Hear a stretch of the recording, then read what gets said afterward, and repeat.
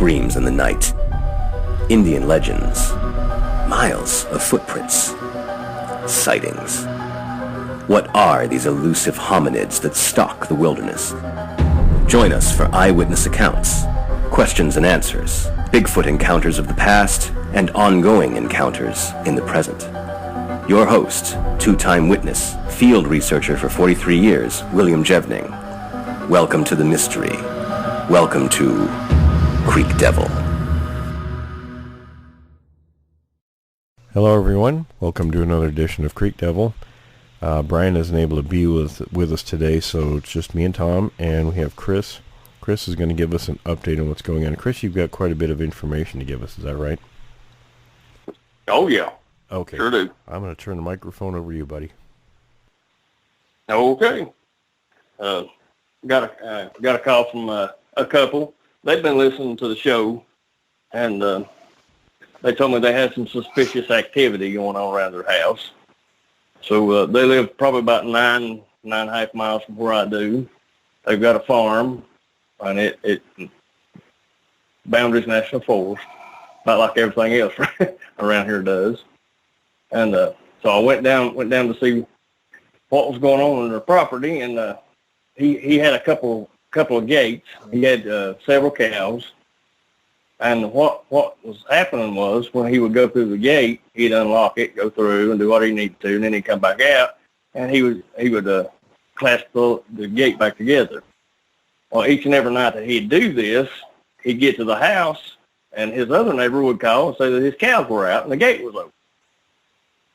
So he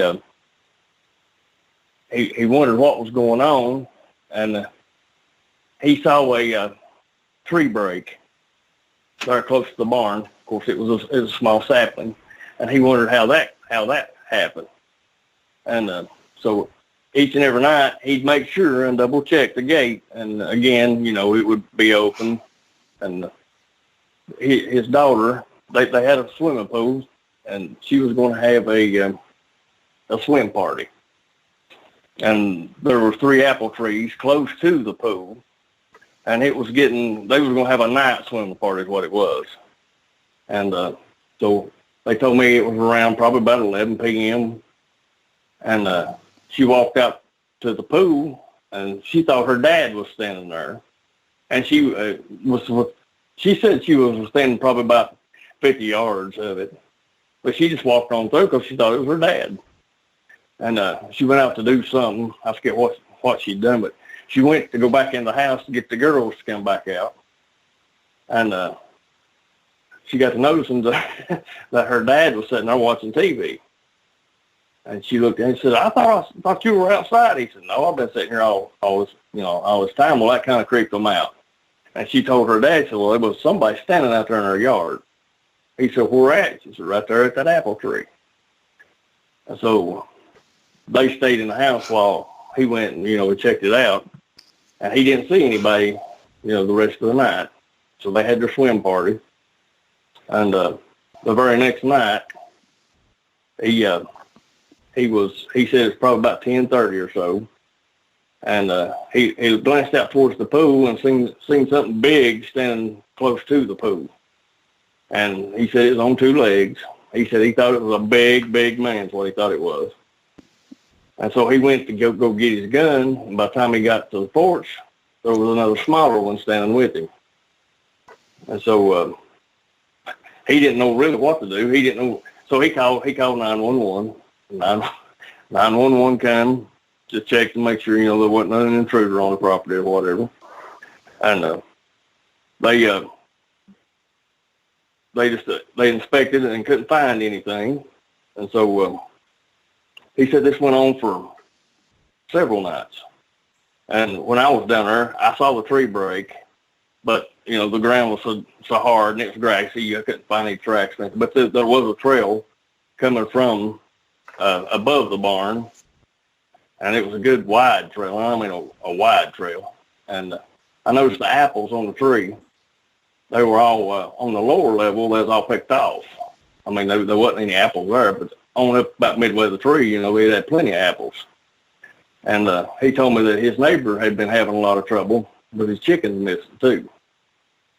And so I couldn't get a hold of him right around his property. And his property, like I say, you know, it's probably about a mile from where this guy's was. And again, you know, mountainy. And so that's all I have on that deal. And I was hiking, let's see, last week, probably last week, Labor Day, Labor Day. And I got in the woods late. I got me a new pup, and was taking him up through there. And I've got a hiking app on my phone that I always turn on just in case, you know. And started up. It's long arm. I just go ahead and tell you, it's long arm. Started up through there, and I got halfway up there and forgot my phone, so I had to come back to the Jeep. And when I come back to the Jeep, there were, let's see here, 6 girls and 2 guys at a park behind me. And they asked me if that was where Pine Ridge Falls were. I said, no, you know, this is Long Arm. I said, if you go Pine Ridge Falls, you have to go way on up the creek. And so they said, well, I said, but there's a little fall up here. And they said that they do that one. I told them, I said, well, I was ways up there and I forgot my phone. I said, so I'm just going to be right bit now, you know, I'll be behind you or whatever. And by the time I got back to the Jeep and got my phone and started back up the trail, there was a big scream. And I mean, it was a loud scream. And it wasn't no time to hear they were coming. You know, they come big feet right through there. They about run over me. And one of the guys stopped. He said, wait a minute. He said, did you hear that? I said, yeah, I heard it. And he had a hat on. It said, just squatching, I believe what it said. And he said, what do you think it was? I said, I don't know. You know, I hear stuff like that all the time. And they asked me, he said, do you mind if we walk with you? I said, no, I don't care, you know. And like I said, there were 8 altogether. And after you get through the first creek crossing, you go to the left, go to the falls, and stay straight to going up the mountain. That's where I always go. And before we got to the first creek crossing, there was another scream. And they was pretty much getting freaked out, you know. And they asked me, said, is this normal? I said, well, yeah, for this area it is. And they said, what are you doing? Well, I said, well, hey, I said, I've lived here all my life. I said, you know, I'd like to get out and hike and, you know, and just look around. And we made it through that first creek crossing. I said, now, if you want to go to the falls, you just continue on up here. I said, it's going to take about 10 minutes to get there. And they said, if you don't care, we're going to go ahead and follow you on up there. I said, well, that'd be fine. I said, but when we get up here to the top of the hill, I said, that's the point of no return. I said, if you're something like that again, get scared. I said, you know, I'm not turning around. And so they said, well, you know, that they'd do that. And got up to the top of the hill. And once we got to the top of the hill, probably about, I'm going to say 20 steps, there was another scream. And by this point, they'd had enough. And most of them, they cut out right then. And that guy told me, he said, man, you're crazy. You know, I said, well, you know, I don't know what it is. I hadn't seen it, you know, or nothing, you know. And so that's a little ordeal on that one. Me and Hunter, we was up there today walking around. And we heard a few screams and hollers. A week before last, we was up in there and we went all the way up to where Sugar Branch is, where I had that one come and mess with my tent. We walked up the holler there a little ways, and there was a rock stack there, and several tree breaks, and we were just looking for tracks, and Hunter saw something that she thought that, you know, that might be a good picture. She was getting ready to take that picture, and when she did, there was a scream, and it was pretty close. And there were several other trees that had been uprooted right there at that area. And there was another scream or two. And I told her, I said, we better get on out of here. And so, you know, I sent her on down in front of me. I told her, I said, just take your time. You know, don't run, whatever. We got down to the creek right before you get to my Jeep. And we heard like it was a like a roar, scream in between. And we both just stopped dead because it was where we needed to go. And you caught the glimpse of its back next to a tree. And I'm gonna say it's probably about 7, 8 foot tall.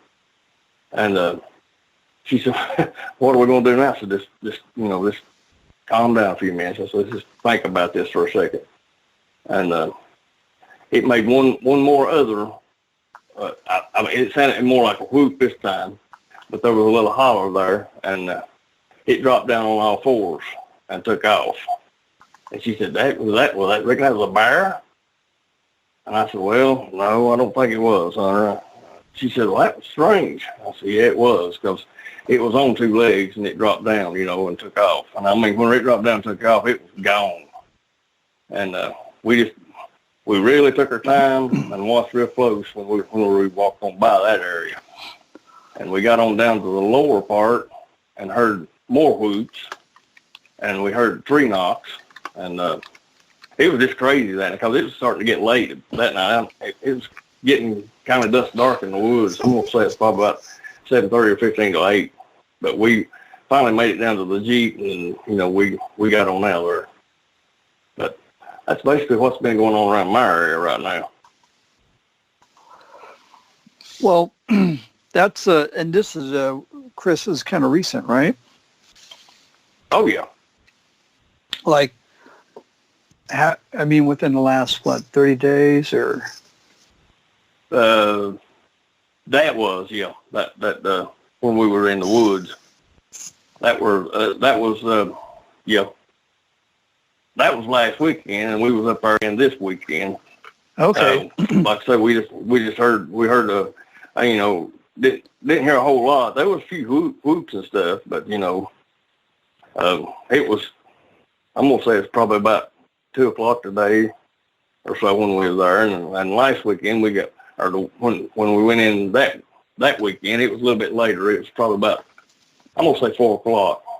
And yeah, we had fooled around, and walked around, and by the time we was up Sugar Branch and done everything there and come back, and it was getting dark. And so the whoops and the screams and these sounds, these are common, right? You hear these frequently, yes. Right?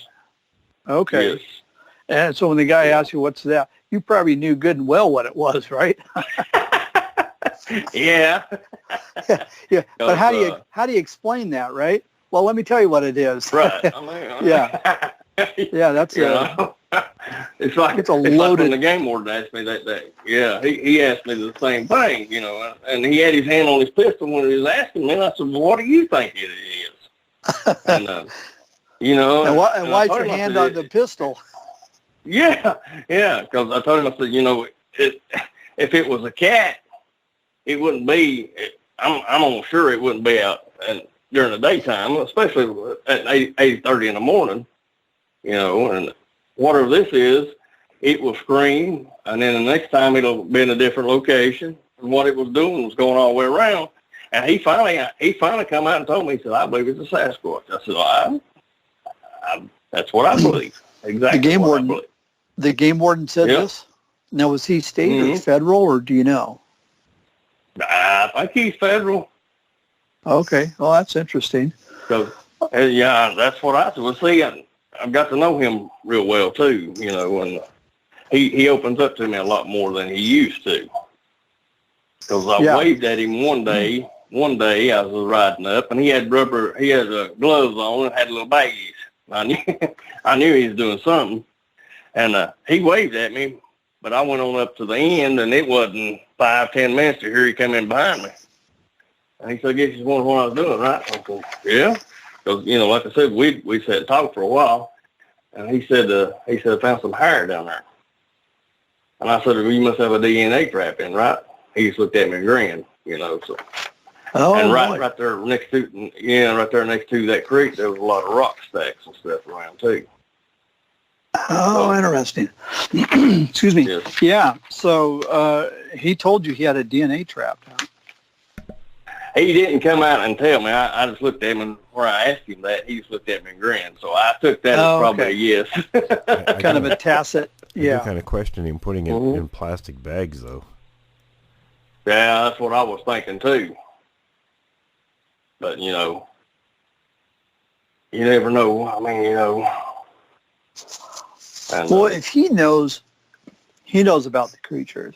Okay, and he's a game warden or the game fish and wildlife guy, and this other guy, his daughter, saw it, and then they saw it, and they were having some problems. They called the cops. So, do you think the cops, the local police, do they know about these creatures? I would think they might. I'm pretty sure they do, because I've overheard them talking, at the store and stuff. And they say if you ever hear a call that says a big brown cow's loose, then said that's normally what they're doing. Okay. So this area. I've heard. No. I've heard that. Well, we've heard that before, haven't we? That's kind of a code word, a big brown cow, or right, exactly. Yeah. Okay. Chris, what's interesting, because I was talking to another guy today who's a member of our team, and we were talking about apples, missing apples. Yes. Yeah. And it's consistent. These things, whether they're on the West Coast or the East Coast or down in your area, I think down in the Southeast. Right. And Will, tell me if this sounds right to you. I mean, there's kind of a consistency. They have like almost like a known set of behaviors, regardless of where they're from, right? Yeah, exactly. Yeah. And then, okay, so the other question I had was, and you kind of described it a little bit, but I was curious on the screams. Long screams, short screams, or they start low and move up? How can you describe them a little bit? The ones that I heard were they started low and got higher and higher. It sounded like a siren, is what it sounded like. Okay. And some of the others were, I don't know if they're screams or roars, but they were more guttural. I heard when we walked up on that one, that's what we it was kind of a guttural, loud, like we might surprise him. So, but that's what I know. And the guy down there that's gonna have the pool party, he said that he's heard laughing. He said something about like a hyena. And oh, really? I pretty much, pretty much know that's probably what he's dealing with there. Well, again, Chris, it goes back to this known set of behaviors with these things. Because again, this other guy that I was talking to, and Will, I think you know about this, where here in Oregon, he heard like laughing in the woods, and then he'd follow it and go a little bit further and further, and concluded that it was probably baiting, right? Yeah, right. Yeah. And was Chris, was the laughing, was that was in the nighttime or the daytime? He heard it of a nighttime, and most of the time when I've heard it, it's been of the nighttime. Okay. Yeah. That's interesting. Now you had mentioned also that in addition to the the tree breaks, you saw a rock stack. How big was the rock stack, and how big are those rocks? Just out of curiosity. The one stack that I saw was I'm gonna say it's probably about 2 foot tall, and the rocks on it were big. I mean, big around. And there's about 3 others that I saw that were about medium-sized rocks. Okay. Now, when you say big rocks, how easy would it be for you to pick it up? Are they heavy? Real big? It wouldn't be. No, they're big. It'd be rough for me if I pick one of them up. Okay. All right. Yeah. So I'm just trying to definitely associate that with these creatures. Right. And then the ones that I saw up there in Sugar Branch, you got to walk the trail up, but then you got to get off the trail and cross the creek, and then you got to go. You got to go at least 70 yards before you enter the holler, and then it just gets rough on both sides, and that's where the big stack was. And very few people know about that place. I mean, they'll go right there and it cross the creek. And once they get across there, it opens up, and they think that's as far as it goes, but it don't. It keeps going. It'll take you all the way over to North Carolina. Yeah. Hey, yeah. Chris, I got a question for you. Because you have seen some pretty interesting stuff. I've seen the tree breaks. I have not seen the rock stacks. Are you able to maybe sometime go out and take pictures of them and send them to us? Because we would love to. I sure will. Yeah, I'd like to see them, and we'd like to put them on the website if that's okay with you. All right. Yes, that's fine. Yeah, I'm creating we're creating a whole section on our Creek Devil website, which is going to be dedicated to evidence, witness evidence, and it's going to have that kind of stuff in it. Pretty amazing. Good. That sounds good. I can all right, do that. good. It won't be no big deal. All right, you and I are on the same page. Good. Yeah, man. All right. The rock stacks is something that's always fascinated me too. It's Yes. And especially people talking about these things throwing rocks the size of watermelons, Yes. laterally. Mm-hmm. I saw a rock stack on top of a boulder one day. Well, actually, Hunter saw it before I did, and the boulder up.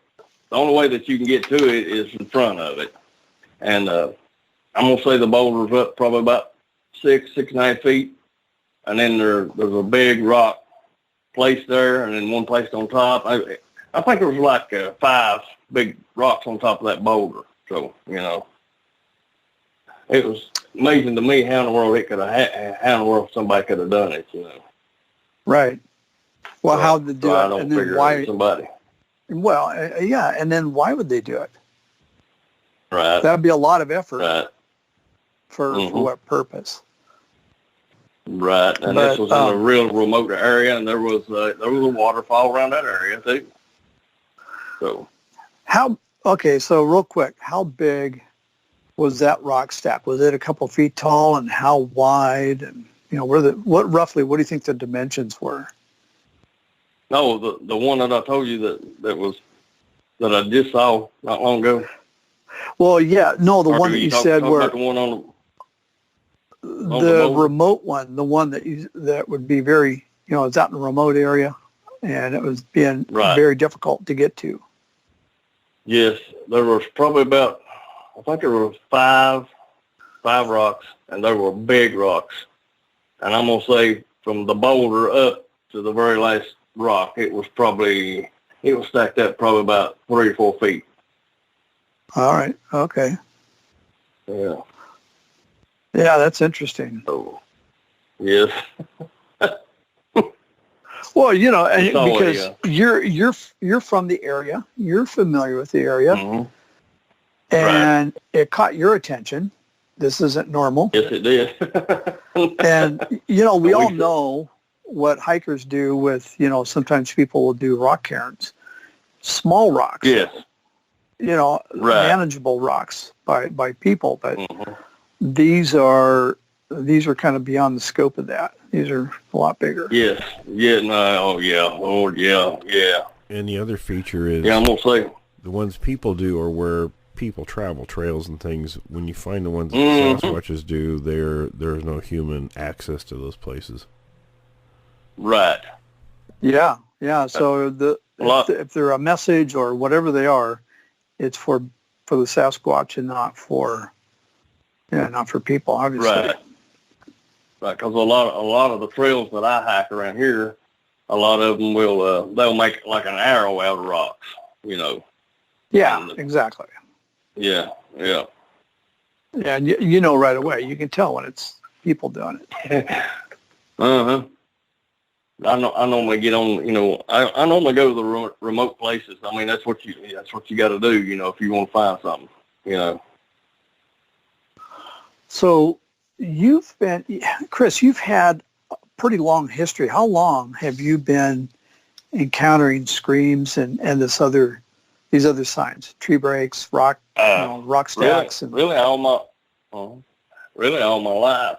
It started mostly, I think, my first encounter was when I was either 12 or 13, and then from then on, I'm 49 now, so, Well, you see, you took the words out of my mouth. I was going to say, this has been going on for, 25 years, right?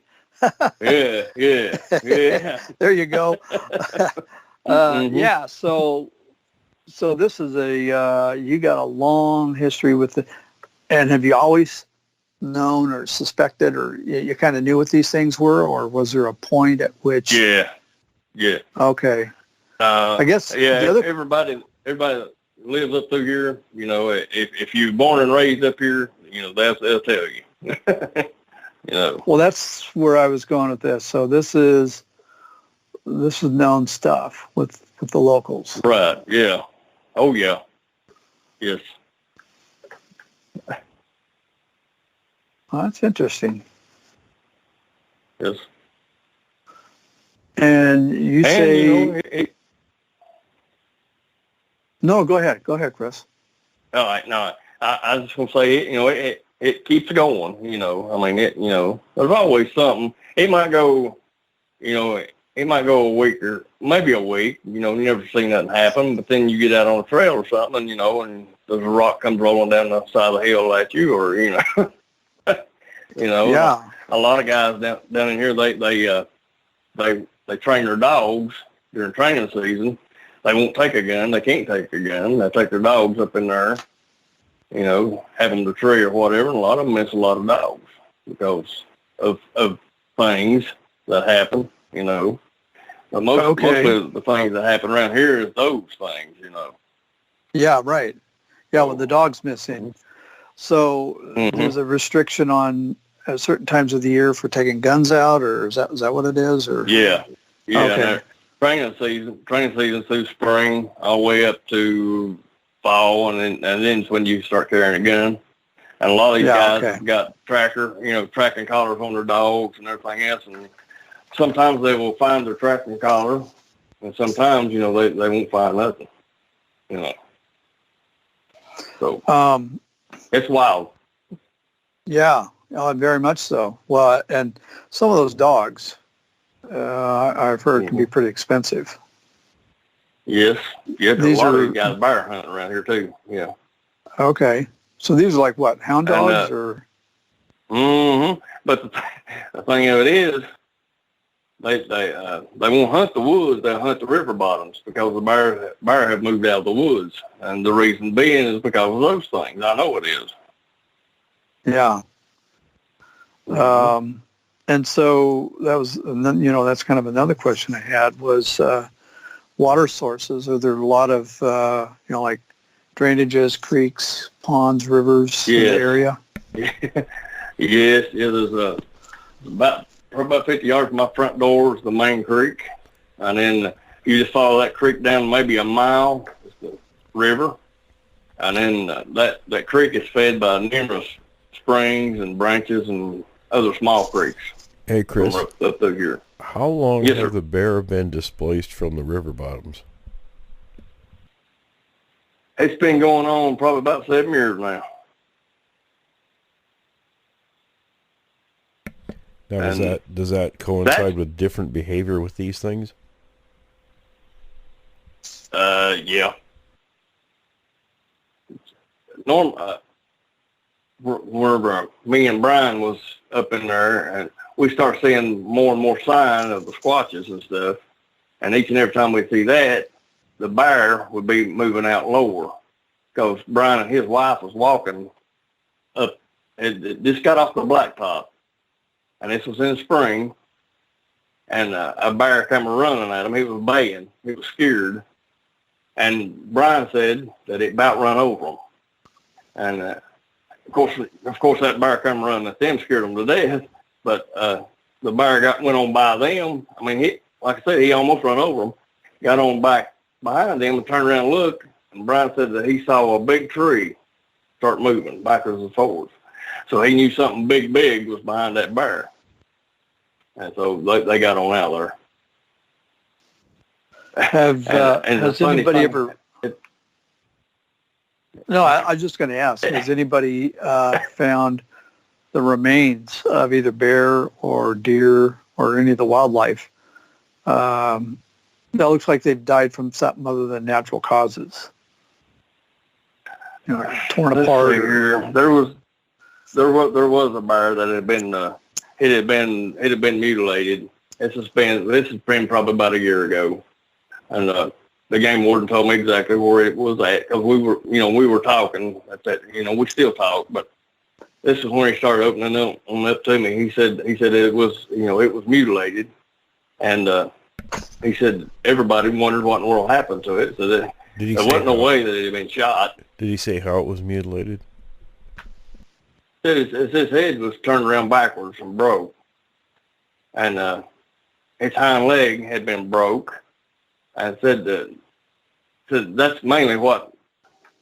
Let's see, and he also said that it'd been some of its guts had been torn, but that could have been some coyotes, eating. But what he said the most disturbing part was where his head was turned around backwards. Yeah. So that would definitely have to be. I mean, it sure sounds like one of these creatures. The bear, he told me was about 450 pounds. So that's a big bear for a black bear. That's real big. So we get a lot of nuisance bears from like down in Smoky Mountains, Pigeon Forge, Cage Cove, the ones that come up and that people are fed and stuff. What they'll do is they'll bring them up here and they'll turn them loose. Oh, and, great! There's some big bear that used to be in the woods. And like I said, they've got the camping area still closed due to aggressive bear activity. And me and Hunter was up in there last weekend. We never saw a bear. We was up there today. We never saw a bear. We're up there every weekend. And the only way you're gonna see a bear is if you go down close to the river where the cornfields and stuff are now. Even in the winter, towards winter time. Yeah. So going back to that bear that was mutilated. Did it look like only the guts had been eaten? Mm-hmm. Or did he say? He said that it was missing some of its. I think he said it was right paw, the arm right in the shoulder area. Okay. Like I say, that could have been coyotes, But yeah. I've wondered myself why in the world, it would have, had its neck broken, been wasted unless, I don't know, Well, that was my question. That's what I was wondering. Yeah. Why go to the effort? Yeah. Right. You're going to spend calories. You're going to spend energy killing something. And I'm thinking he's going to do it for a meal. Right. And I've heard several guys tell me that they've been coon hunting or even deer hunting and walk up on a tree that's up about 6 to 7, 8 foot tall, and there'll be a deer in the fork of it, and sometimes half of it's there, sometimes the full deer. So, and How common is this? This happens quite often during bow season and regular hunting season, like in November, all the way up to January most of the time. Well, I wonder if it happens outside of that period, and it's outside of probably the season. Yeah, right. Nobody. Chris, if you get a chance to document that in the locations. No, I will. I sure will. Now, have you ever seen it, I've got Chris? some of them broke down. What's that? Deer in the... Yeah. No, I hadn't got to see one like that. I've run up on their hind legs and their front legs. I had a... It's been several years back. In my yard, I had 2 deer legs, and then in my backyard, I had 1 hind leg.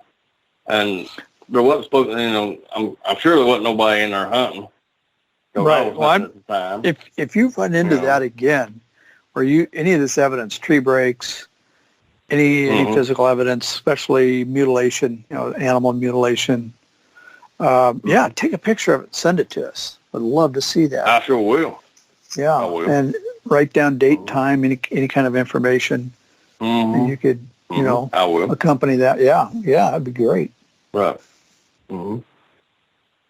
I've got a bunch of pictures that I need to download. So once I get those downloaded, I'll go ahead and send them to Will's email. Yeah, absolutely. Yeah.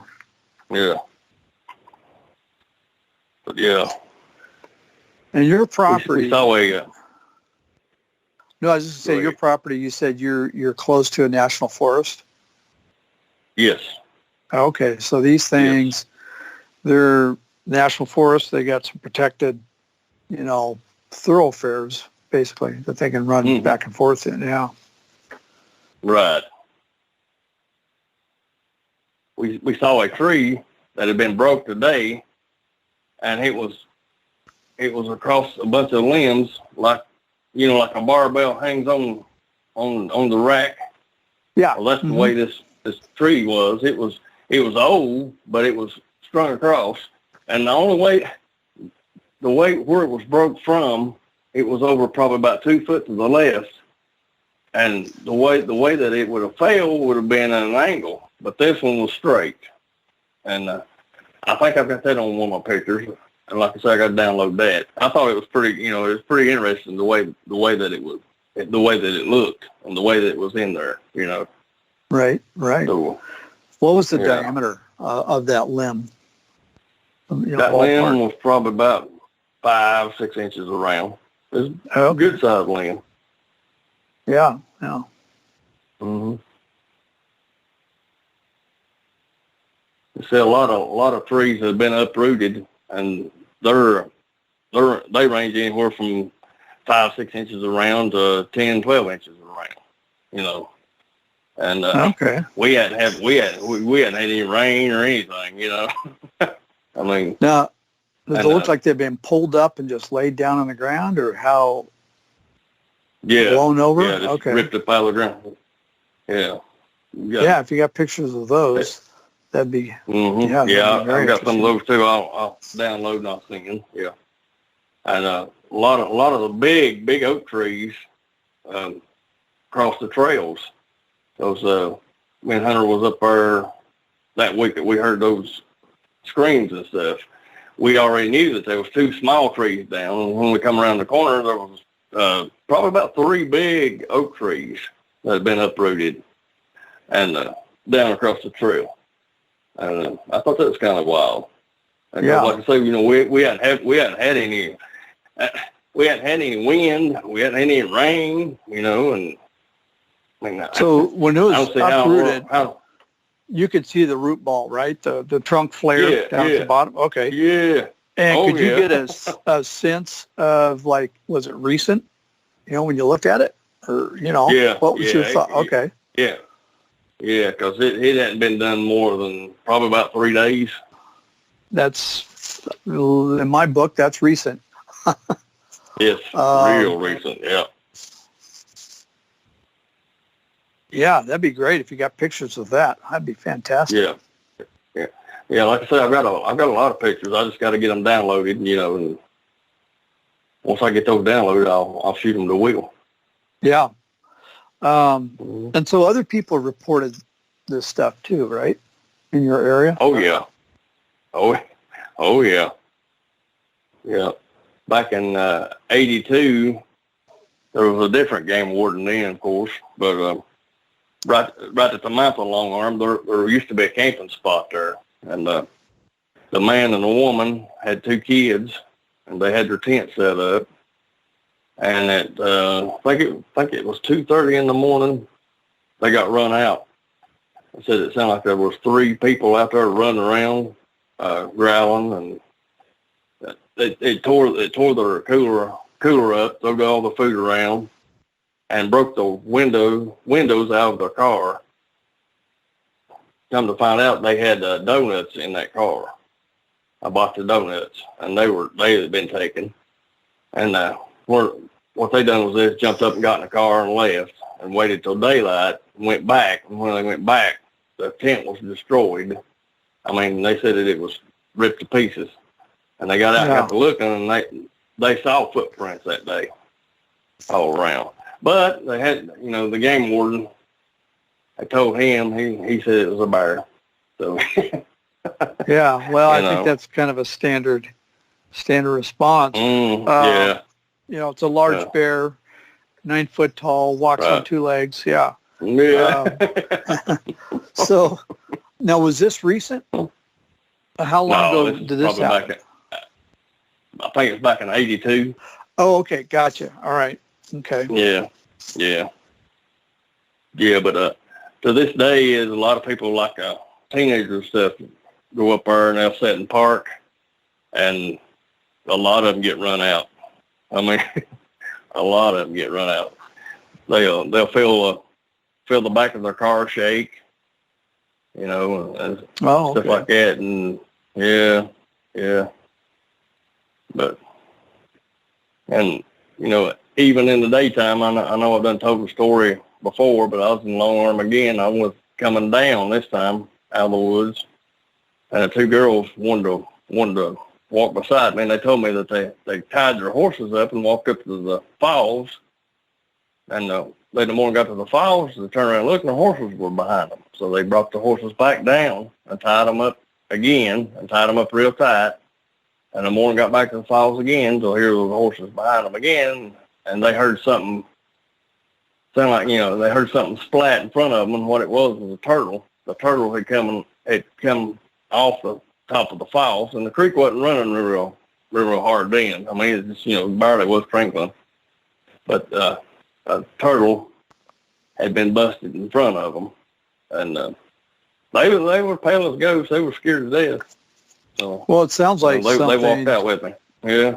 Yeah. Something was, they tied up the horses. And so something with the ability to manipulate, right. the tether. Yeah. Mm-hmm. Wow. Yeah. Stuff like that happens all the time up here.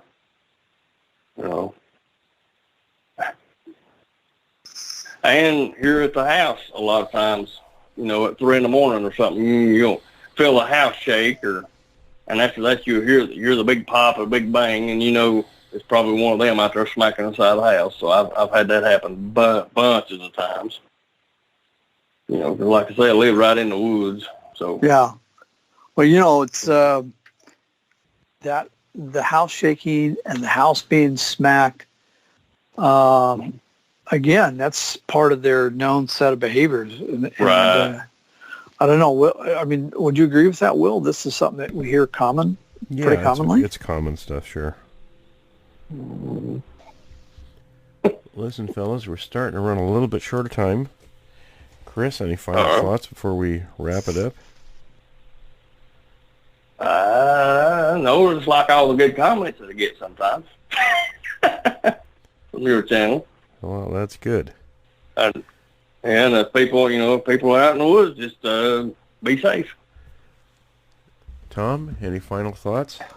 Yeah, no, I agree with Chris. Yeah, be safe. And very interesting account, Chris. Thank you. Yeah, a lot of interesting information. Chris, well, thank you welcome for the update, buddy. We certainly appreciate it. Well, no problem, Will. All right, everybody. Well, listen, stay tuned for the next segment. We'll be right back after the break.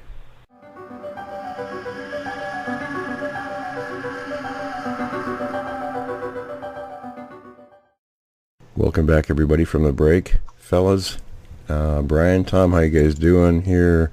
I guess we got lots of questions today. Pretty good. Yeah, very good. Good. Well, Brian, good to hear from you. I haven't talked to you for a week or so. Yeah. I'll leave it up to you guys which one wants to start. I know, Tom, you said we've been getting a lot more than the usual number of questions, which is good. Yeah, we did. We've got quite a few of them. Okay, sure. And this is actually, this very first one is from a guy that we had on earlier this summer, a guy named Jason, he's an Oregonian as well, lives up here in Oregon. Okay, so he's just given me a quick reminder. We did an interview with him on Creek Devil not too long ago. And he asked he talked about not wanting to be intrusive with people's lives. Sorry about this. I haven't pre-read this message, so I'm just going to go through it real quick here. He wants to know if there's anything that we can do to help. It sounds like he's interested in learning quite a bit more about the topic, Sasquatch. And I think, the obvious answer to that, of course, Jason, is you're doing the right thing. There's 2 shows out there that offer good information or offer information on this topic. And I'll just unashamedly say it's Creek Devil, everybody else. Don't go to everybody else. So anyway, that was the first question. So I'll pass this off to Brian. Okay, well, I was just wondering if you had a chance to listen to the Joe Rogan show from 2 days ago, because Dan Aykroyd was on there and the subject of Bigfoot came up. And Dan Aykroyd said that, yes, he's 100% a believer, and they were talking about that. And I thought one of the interesting things, though, about that was they were talking about population. And now this is kind of interesting because Joe Rogan, he claims that he believes in the subject, but he believes that they existed a long time ago and that they don't exist anymore. But it seems like there is a lot of evidence that their population is growing. So I think it's kind of maybe the reverse of what Joe Rogan theorizes. Right. Well, you can have all kinds of theories, but if you don't have some kind of evidence to back it up, then the theory is not much good. I know I spoke with Joe for an extended time period when we filmed for the Sci-Fi Channel a few years back. And I think he wants to desperately see evidence, but the people he's gone out with were unable to produce that. And that doesn't mean there's no evidence. It just means he went out with the wrong people. Yeah. The population, in fact, isn't increasing. Yeah. Now, kind of a follow-up to that. Do you think that their population is increasing at the same level as human population is increasing, or is it maybe more, or maybe less than the growth of the human population? I'm not sure how we correlate that, because you have to have a baseline to start with, and then to work from there over time, showing. And with these things, we don't really have any way to measure population growth. The only thing I know is told by one of my sources that the population, was in a certain range now, so which could be just double what it was in the 50s or much more than that. We don't know. Yeah, because it's inevitable that as long as we continue our population growth and they continue their population growth, at some point we're going to clash. I don't know how soon in the future that is, but well, in the I was told by my sources that in the 1950s they knew, we had a pretty close estimate that on the North American continent at that time period there were at least 50,000 of these things, which isn't a huge population, but today it's much higher than that and growing. Mm-hmm. Getting back to the population thing. Both in Northern California, state of Washington, here in Oregon, I think going back to 2016, 2017, and 2018 were huge fire seasons for the National Forest Service. They actually were taking funds. My understanding was they were taking funds from other budget departments just to pay the bills for the firefighting. This year. Excuse me. This year was a very, very quiet season, both in Oregon, California, and Washington. I think up in Canada as well. But the point that I'm making is, with these huge fires, I mean they're very large. There's going to be that explosion of the green leafy stuff that's going to come up, and there's a whole new, ecological cycle that starts all over again. And do you think that would be a contributing factor, to a larger population of these things? Absolutely. Anytime you got a lot more food available for the prey animals, the predators are going to reproduce in correspondence to that. So we can look forward to, probably in the next not too distant future, an increase in population, both of certainly the prey population and the predator, of which these things we know are top of the food chain. You're right. Hey, well, I wanted to ask you, because I was just doing a little research on mountain gorillas, and just in terms of birth rate, okay, they say that the average adult female gorilla will give birth about once every 4 years, and they say that about a quarter of the infants die within the first year, and most of the offspring don't make it into adulthood. And I was just wondering if you thought that maybe the numbers might be similar for Bigfoot. I mean, I guess that's kind of a speculation question. I don't know if there's any evidence, but I haven't seen any evidence suggesting either way, but we are seeing a lot of juveniles in the past 2 years. And sorry, my voice is a little a little raspy this morning. I'm getting a cold, so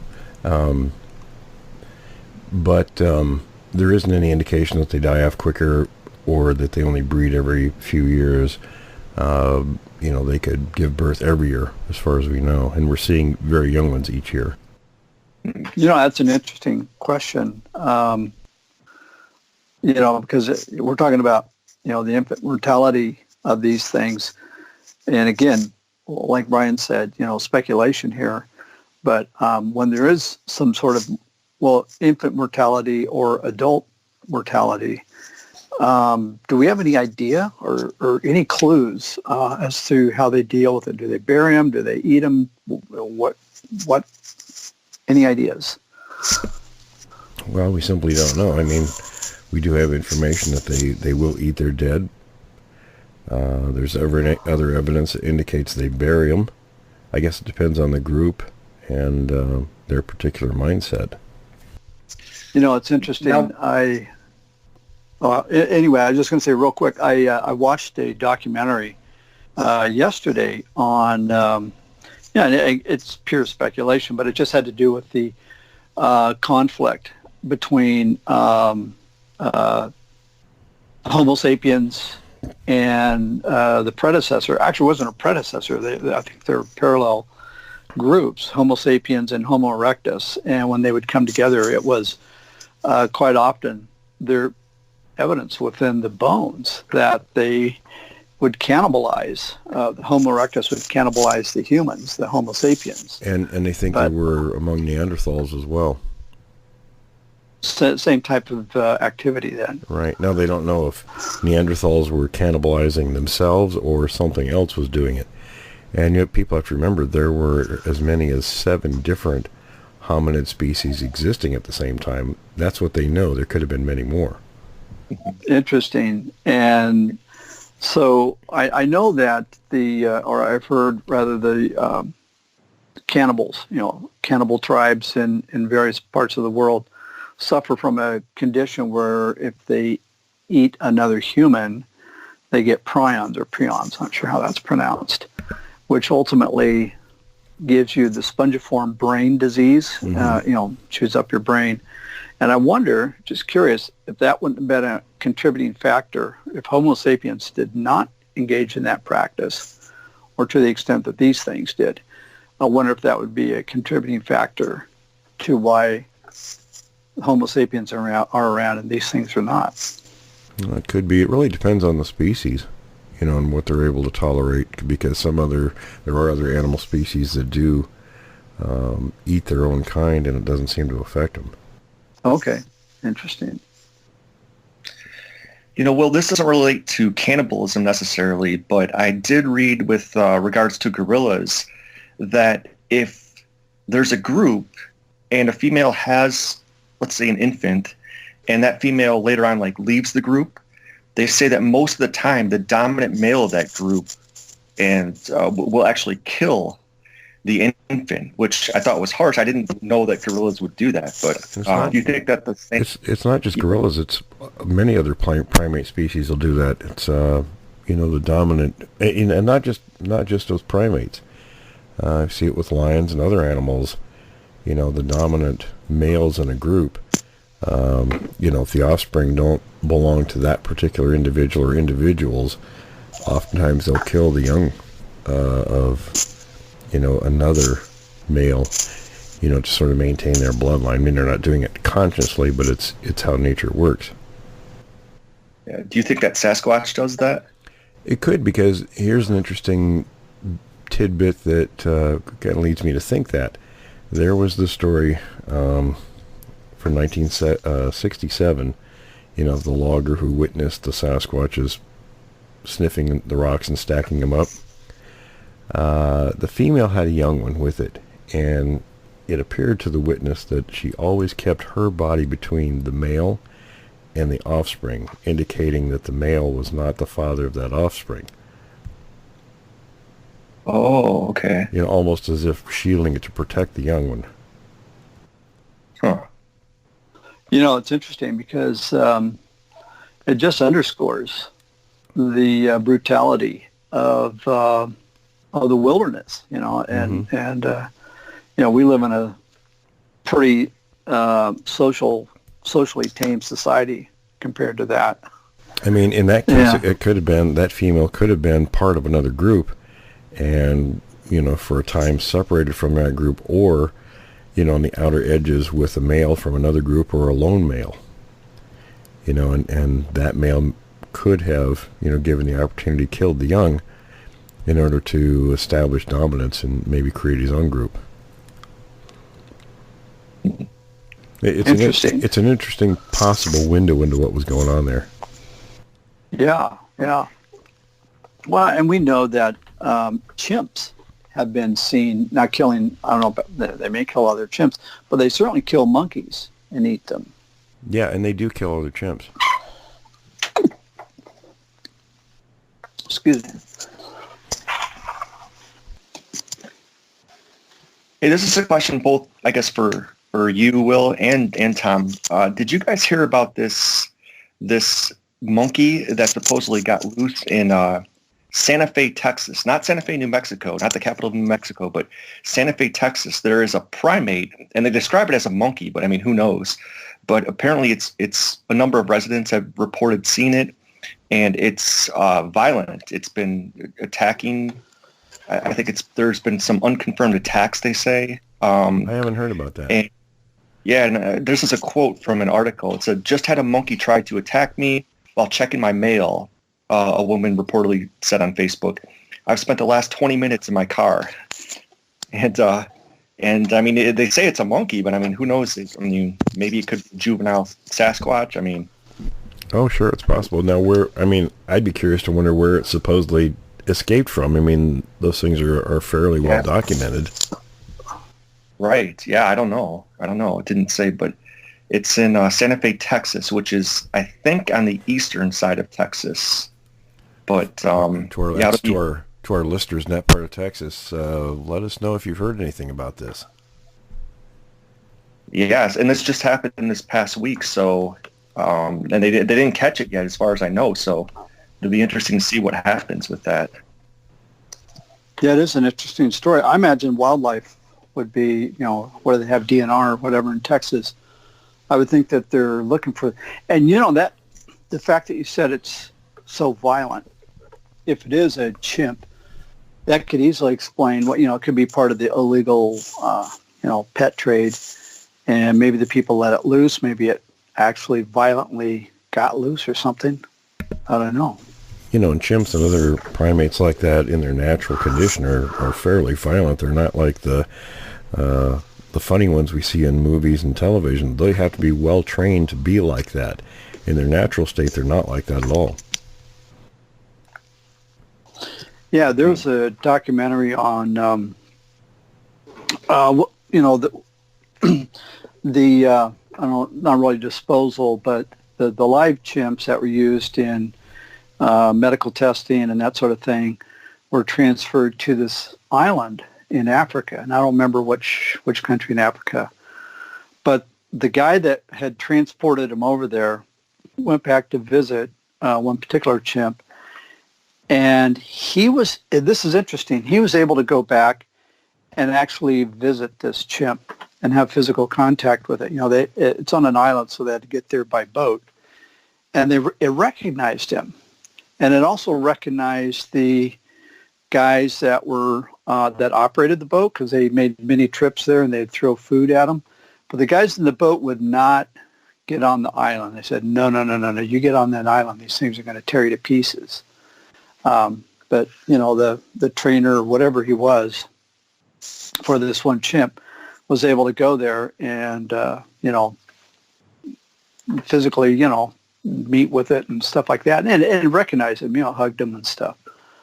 But they made it very, very clear, don't go there, because these things they'll just gang up on you and you're done. Your history. I saw a video of that place once when a boat approached, and they would take them food, but they wouldn't get off the boat. And in fact, because you could tell that the chimps were pretty violent, pretty aggressive.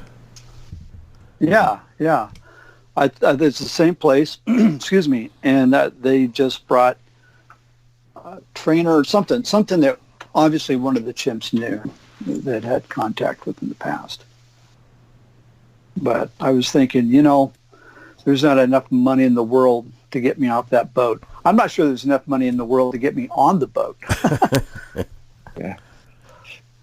Well, Tom, that's a good question or a good point, because the fact that the chimp recognized them, it just shows how good their memory is. It makes me wonder if when Sasquatches leave an area, because, Willie, as you said, their range is quite a long distance, and it seems like when they come back, it makes me wonder if they just come back because that's their natural way, or if they actually remember specifics about the areas that they come back to, and whether it's more deliberate than, I guess, natural.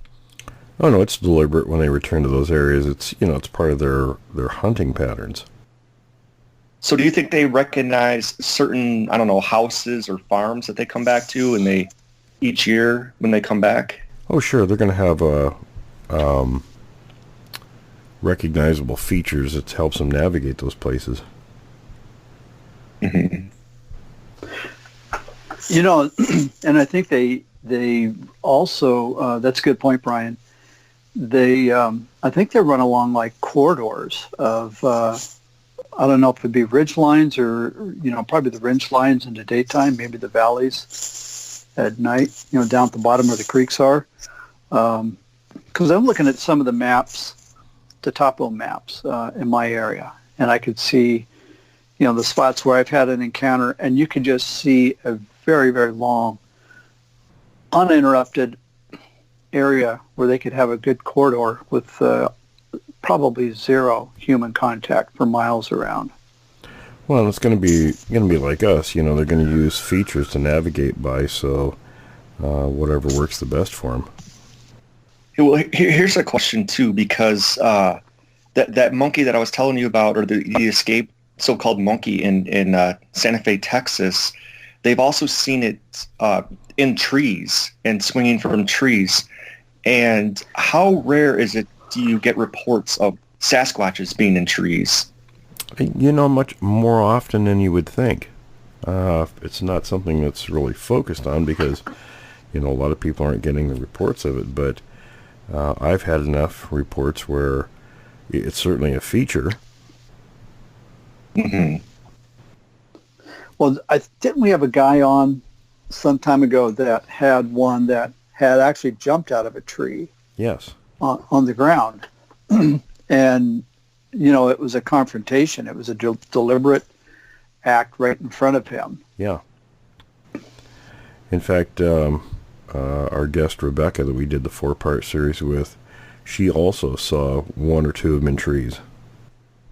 And in a way, is that kind of like them being in a tree stand, like a hunter, waiting for prey? It's possible, sure. Yeah. You know, it's good that you brought that up, Brian, because that would be the last place in the world I would want to be if these things are around. Is either in a tree stand or up in a tree. It wouldn't Where be are a you good going to go? situation. Yeah, because they can probably, I'm guessing that they can jump from tree to tree, and they can probably do it far better than a human could. Oh, yeah, and certainly the younger ones. I mean, if you get one that's big and heavy, it's probably not as likely that's going to happen, but certainly the younger or the smaller ones. Yeah. That would be an unnerving situation. Okay, I got a guy. Adam wrote us, and he's a big fan of the show, says he listens not only to Creek Devil, but the previous podcast, Witness of the Unknown. Both of those are excellent. And he's born and raised in Ohio. Spent a lot of time in the outdoors there.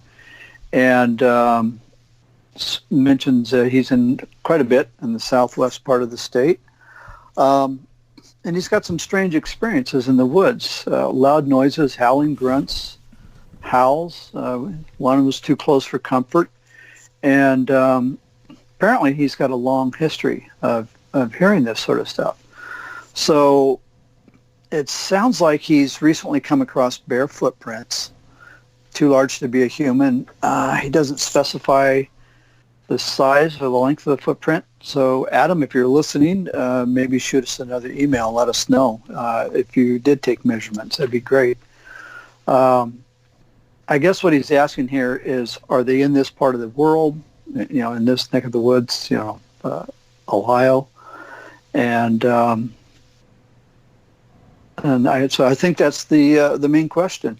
He's also possibly interested in speaking with us. So, by all means, Adam, shoot us your phone number or let us know, and we can contact you. We communicate by Skype, so that'd be great.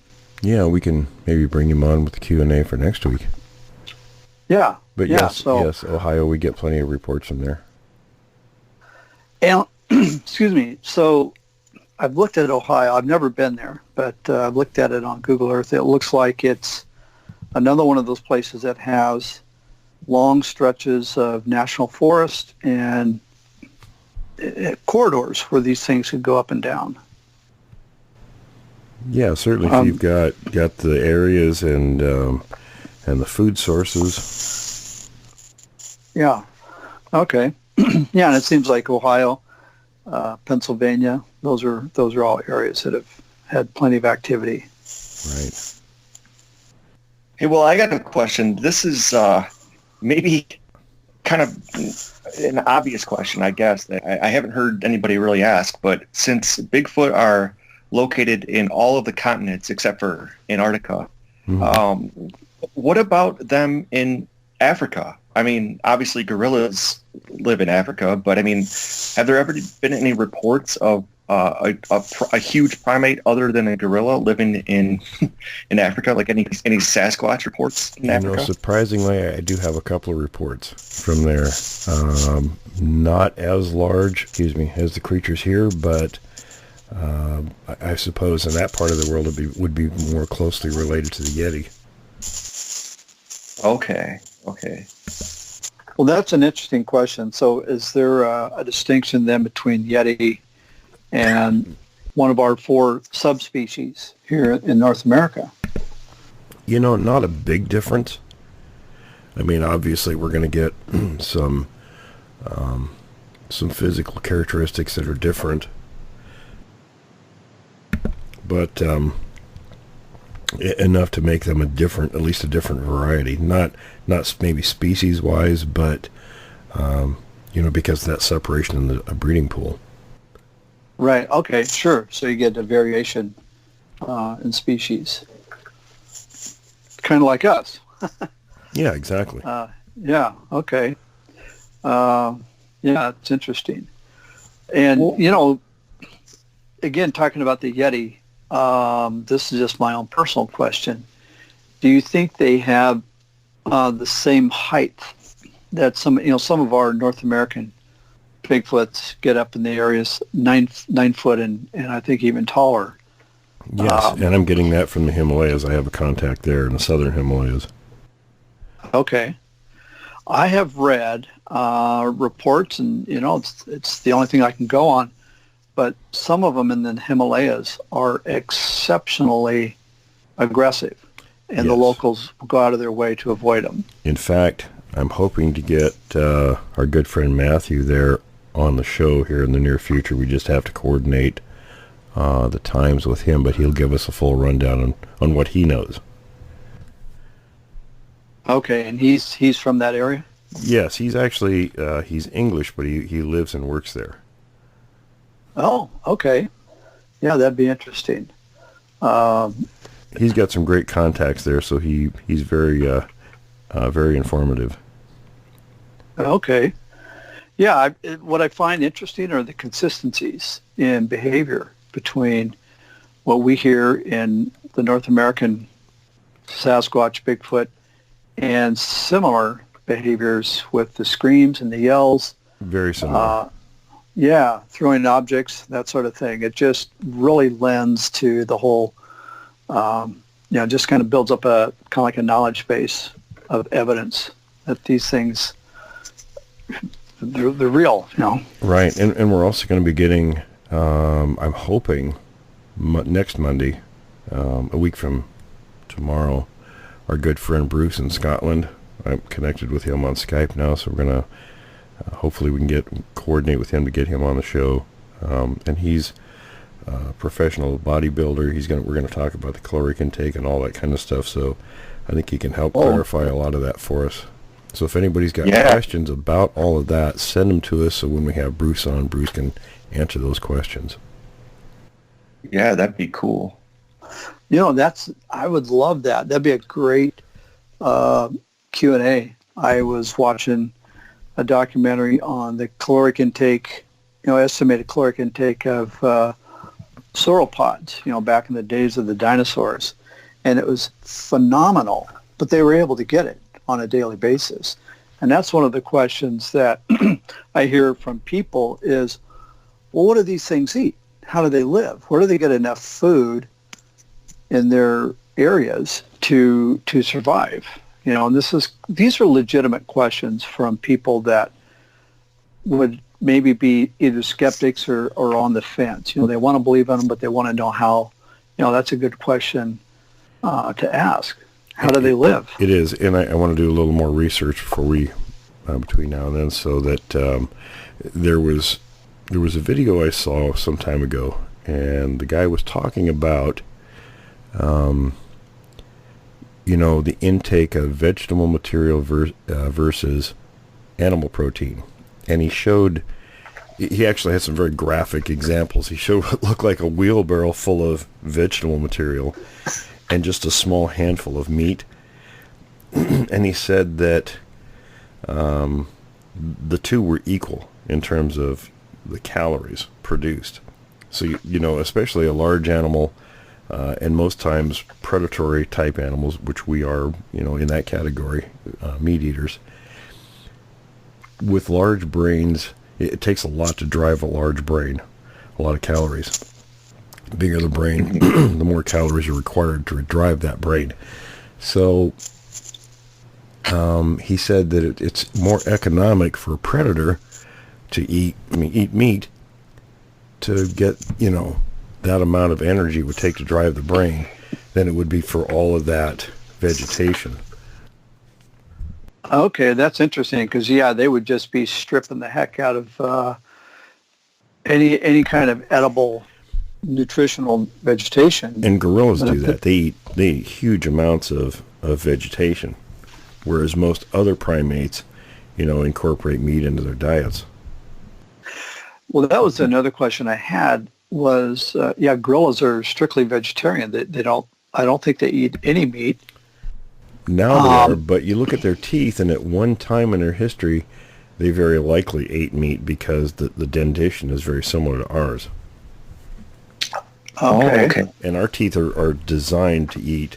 We're designed for omnivore, or to be omnivores. We eat all sorts of things. The front of our teeth, the incisors, are for actually biting through flesh.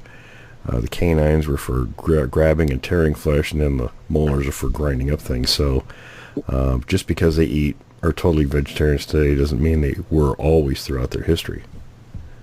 Will, that's so interesting. That was actually going to be one of my questions, was about the Sasquatches' teeth. And doing a little bit of research before the show, I came across something about like a chimp's or a gorilla's teeth, and they said that it's very similar to ours, even though their teeth is more, I guess, designed or equipped for the vegetation. But the reason why they have bigger canines, if you will, than us, and big teeth is as a means of defense, as a means of intimidation for any kind of predator. Well, that's interesting, because I remember my anthropology professors talking about that many years ago, because they simply didn't know. They were speculating. And on the other hand, they would talk about things, adaptations. If an adaptation wasn't useful, then a species would simply, the variations would opt those things away. But you see these very prominently in these animals. So a canine isn't going to be used just simply for display purposes. That's what's used for today. When we see the lip flip, that's a warning, so they don't actually engage in fighting. But doesn't mean that that's what what it was designed for originally. Yeah, the original intent. Yeah, right, exactly. So hypothetically, what would happen, do you think, in let's say the jungles of Africa, if a Sasquatch came across a mountain gorilla? Would there be, I guess, a battle, a fight, or would it be more of, just kind of like a human, just stay away from my area? Well, there'd be displays to, the warnings to keep away, because they're very territorial. Primates are territorial. And it's just like the examples we hear about here. When different groups encounter each other, we get a lot of noise and things like that going on until that dispute is settled, and it happens among other primate species the same way. So it would be the same thing if one encountered a group of gorillas. The gorillas would stand their ground, they put on their display, and the Sasquatch would probably back down and wander off. Okay. That brings up another question with non-primate predators. I'm wondering what the encounter would be like with Sasquatch and, say, for example, a pack of Canadian gray wolves, which those things are just enormous. They're huge, 200 pounds. One gray wolf and one Sasquatch, well, we know what the result would be there, but 8 or 9 gray wolves and 1 or 2 Sasquatch, I'm just wondering. Well, I suspect the wolves wouldn't mess with the Sasquatch, probably because they could lay waste to a group of wolves, more than likely, pretty quickly. Yeah. Well, yeah, and just as soon as I asked the question, I got to thinking, well, wolves, they're part of the dog family, and we know that for the most part, dogs universally just they'll go out of their way to avoid these things or hide from them. I mean, wolves don't mess with grizzlies in the wild, for good reason. Yeah. And it would be very similar with these things. Yeah. Yeah. It's called self-preservation. Yeah, pretty much. Well, we got a guy here who's got a question, and he says, Will, I was wondering, how do you avoid going out and using the shotgun method? Now, I'm assuming he's talking about looking for these creatures. He goes, I was wondering if any of the 4 types interact with each other, and if so, what kind of encounter would that be? Typically, no, they steer clear of each other. And we've had witnesses see them, more than one type, nearly encounter each other, and usually when the lesser of the 2 types discover the other one's there, they quickly turn and leave the area.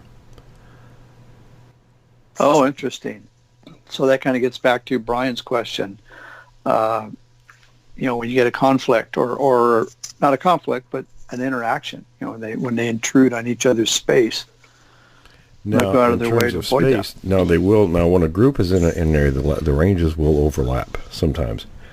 If you get a group with one range is in an area and it leaves, you may get individuals from another group come into that area shortly afterwards. We do know that happens occasionally. But as far as a direct confrontation, typically not. Yeah. Okay. So he's got a couple other really good questions. And by the way, I'm not going to mention his name, but I just want to compliment him on his questions. He says that it's been noted that Sasquatch are attracted to the sound of children and their voices. What would they do in response to hearing children playing?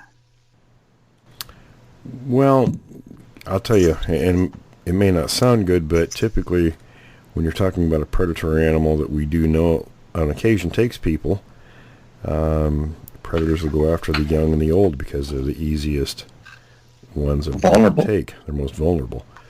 So I interviewed a guy involved in my first book when I was writing that, and this had to do with the Puyallup Screamer incidents, which were just a few miles north of where I lived. And he was 10 or 11, he said at the time. Him and a couple of buddies were out playing in the woods in that area where these things were very active in. And he said one afternoon they were in this thicket, and this thing took its hands and just parted the brush and was, maybe 10 feet or so away from them. And, of course, scared the hell out of them. They all took off running. Had they hung around any longer, who knows what would have happened, because there were 3 of these things in that area at the time. So we don't know what the intention was, but, it didn't pursue them, at least as far as they knew. Yeah. But it sounds like it's definitely, they got dark purposes in mind. But it definitely could have been attracted by the noise they were making. Yeah. That's an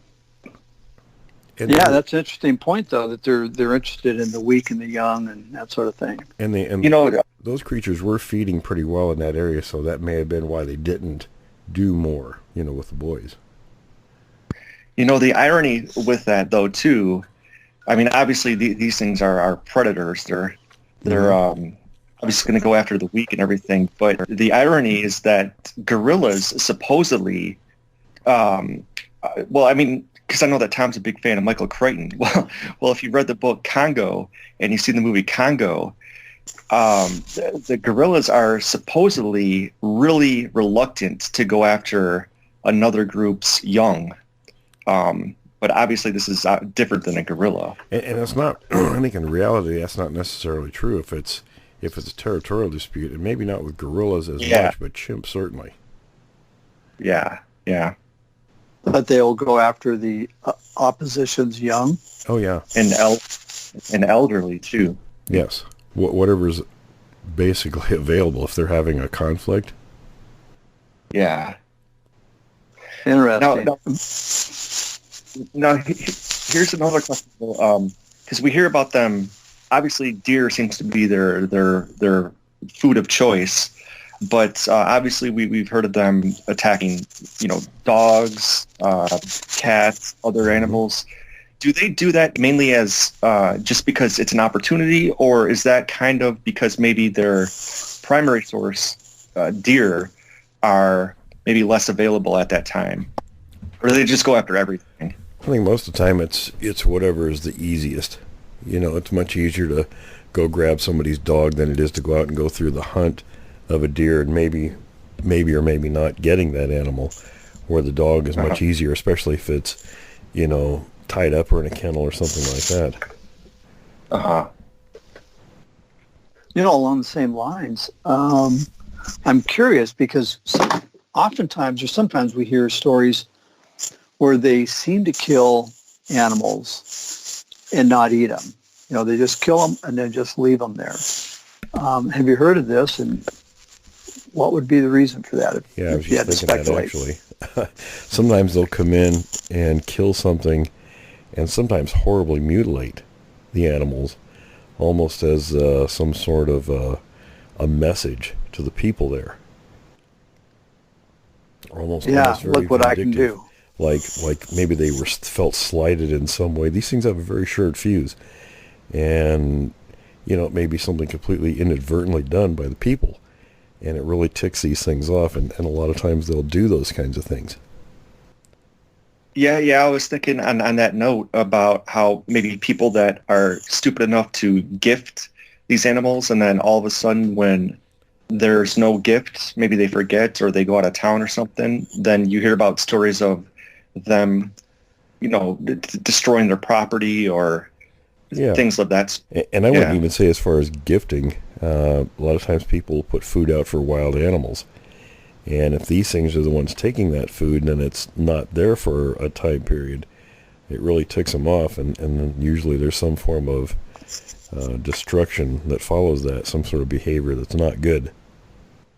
It's a good point because, believe it or not, there was a time, I think in the National Park Service history, probably back in the late 40s, early 50s, when they encouraged people to come visit the bears and feed them, as unbelievable as that is. And if anybody from the National Park Service is listening and this is not true, let me know. Send Will an email, would you? No. Well, and look what people used to do in Yellowstone, where they would commonly, the bears come up to cars because they knew people would give them food. And then when they were told not to do that, the bears would rip car doors off and all sorts of things because they knew that was a source of food. Well, and you'd see and you'd hear reports, and I think there's one or two videos out there where somebody would feed the bear, and then when they ran out of the candy bars or whatever it was, they put their hands in the air and say, sorry, thinking, the bear would understand, gosh, I've given you everything I got. I don't have any more. That's a sign of aggression. Oh, it is. Oh, okay. And the bear, it's almost as if it'd go, well, you're here. Yeah, see, when they tell you to get big by putting your arms out and doing those kind of things, that's a stance of aggression. Oh, and okay. that's the thing, like when we see other animals doing it, typically primates, when you make yourself look bigger and louder, that's telling the other one, you better back off. Yeah. But when you quit feeding the bears, they don't just go away. No, they're not happy about that. They're not happy about that. And the point that I was kind of thinking of was the bears, I think, probably compared to a Sasquatch, have a much short-term memory. They're more in the moment, whereas Sasquatch, the Bigfoots, they can do things premeditated. They got that short fuse. They're a primate. But they're probably, and I hate using the term related, they're in the same family grouping that we are. They're not related necessarily. They're in the same family grouping. So they're going to have a bigger brain. They're going to be able to remember better. Mm-hmm. And they'll act on that. Now, Will, you talk about them being in the same kind of family as us, but with regards to, if you look at monkeys, how many, if any, reports have you gotten of a Sasquatch with tails like monkeys have? None. None? None. Yeah, they're like humans. They don't have tails. Okay. Now, curious. Whether they did in their remote past is a different story. Whatever they were related to may have, but like us, it vanished over time. Okay. That kind of brings up an interesting point, though. They're the only known primate that walks bipedally other than us. Is that right? I don't think.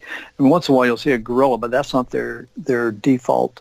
That's not their natural motive. When you look at primates, there's basically kind of three groupings. There's one that they're mostly quadrupeds. They can occasionally get up and walk on 2 feet, but it's not very far, like baboons and some of the other smaller monkeys. Then there's the intermediate stage. We're talking about gorillas, chimps, orangutans, that are what they call knuckle walkers. In other words, their hip and backbone is designed for, they're sort of in between, and you can tell by the skull where the opening for the spinal column goes into the brain. When you look at quadrupeds, it's directly underneath the skull. Let me go back to that. And it's let Let me reverse that. On quadrupeds, it's in the very back of the skull. When you look at a true biped like we are, ours is directly underneath. And the ones that are in the intermediary stage are sort of halfway between. So when you see that hole on a gorilla skull or a chimp or an orangutan, they're in that in-between stage, which means they're kind of halfway between quadruped and biped. That's fascinating because there's a direct correlation between the location of that and what their mode of locomotion is. Correct.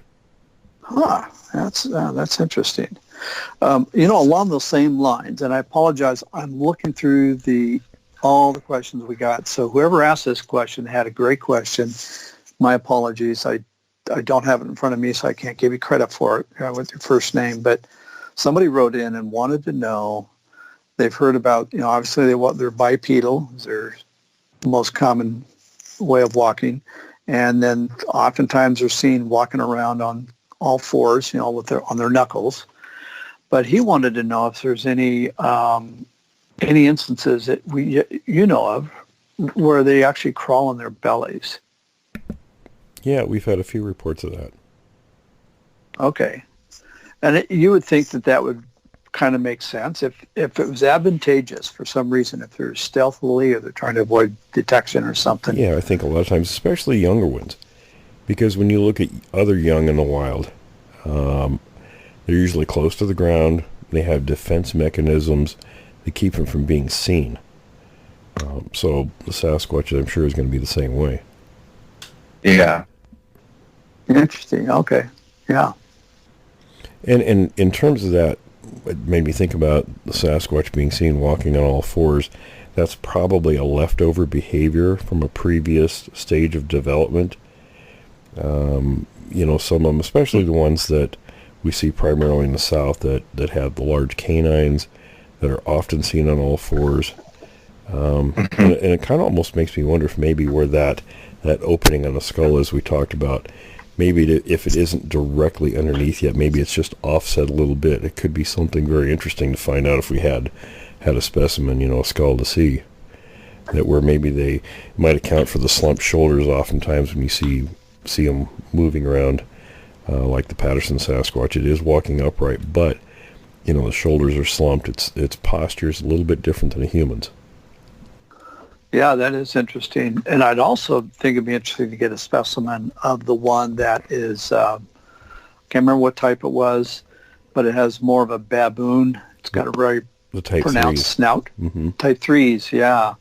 Are they reported to be more bipedal, or are they quadruped as well? That's a good question. We don't have a ton of reports on that type, but that would be interesting. And I'm sure that development is probably some previous stage of development with these things. Because animal species will sometimes over time change their form, maybe go back to a previous stage. Oh, really? So there's maybe some unused or recessant DNA, for lack of a better word, DNA information that's getting called up again. Sure, for whatever reason, maybe that's been activated in this particular group, in this particular region. Mm-hmm. Okay, well, that's interesting. Hey, Will, I'm just curious because I know that we've gotten reports of them being white in color, and I'm just curious as to when the first. I mean, because obviously when you first saw them, they were. I mean, you saw the kind of the reddish brown ones, or any of you heard of the brown ones. But I'm just curious as to, when was the first time that you heard a report of them, of like a white one, and you said, "Oh my gosh, I never knew that this existed." And how often do you get a report of a white one? Not very often. I think the first time I knew about it was in one of John Green's books, and then the second encounter I had was it wasn't white, but it was gray. So. Right. Maybe it was on its way to turning white. I don't know, but it was not colored like the first two I saw. But it doesn't happen very often. Yeah. I got a question on that. Not on the color, but on your first encounter where you saw one, and then, if I recall correctly, you said one of them had walked next to you to stand it walked side by me. side to the other? It walked around me, yeah.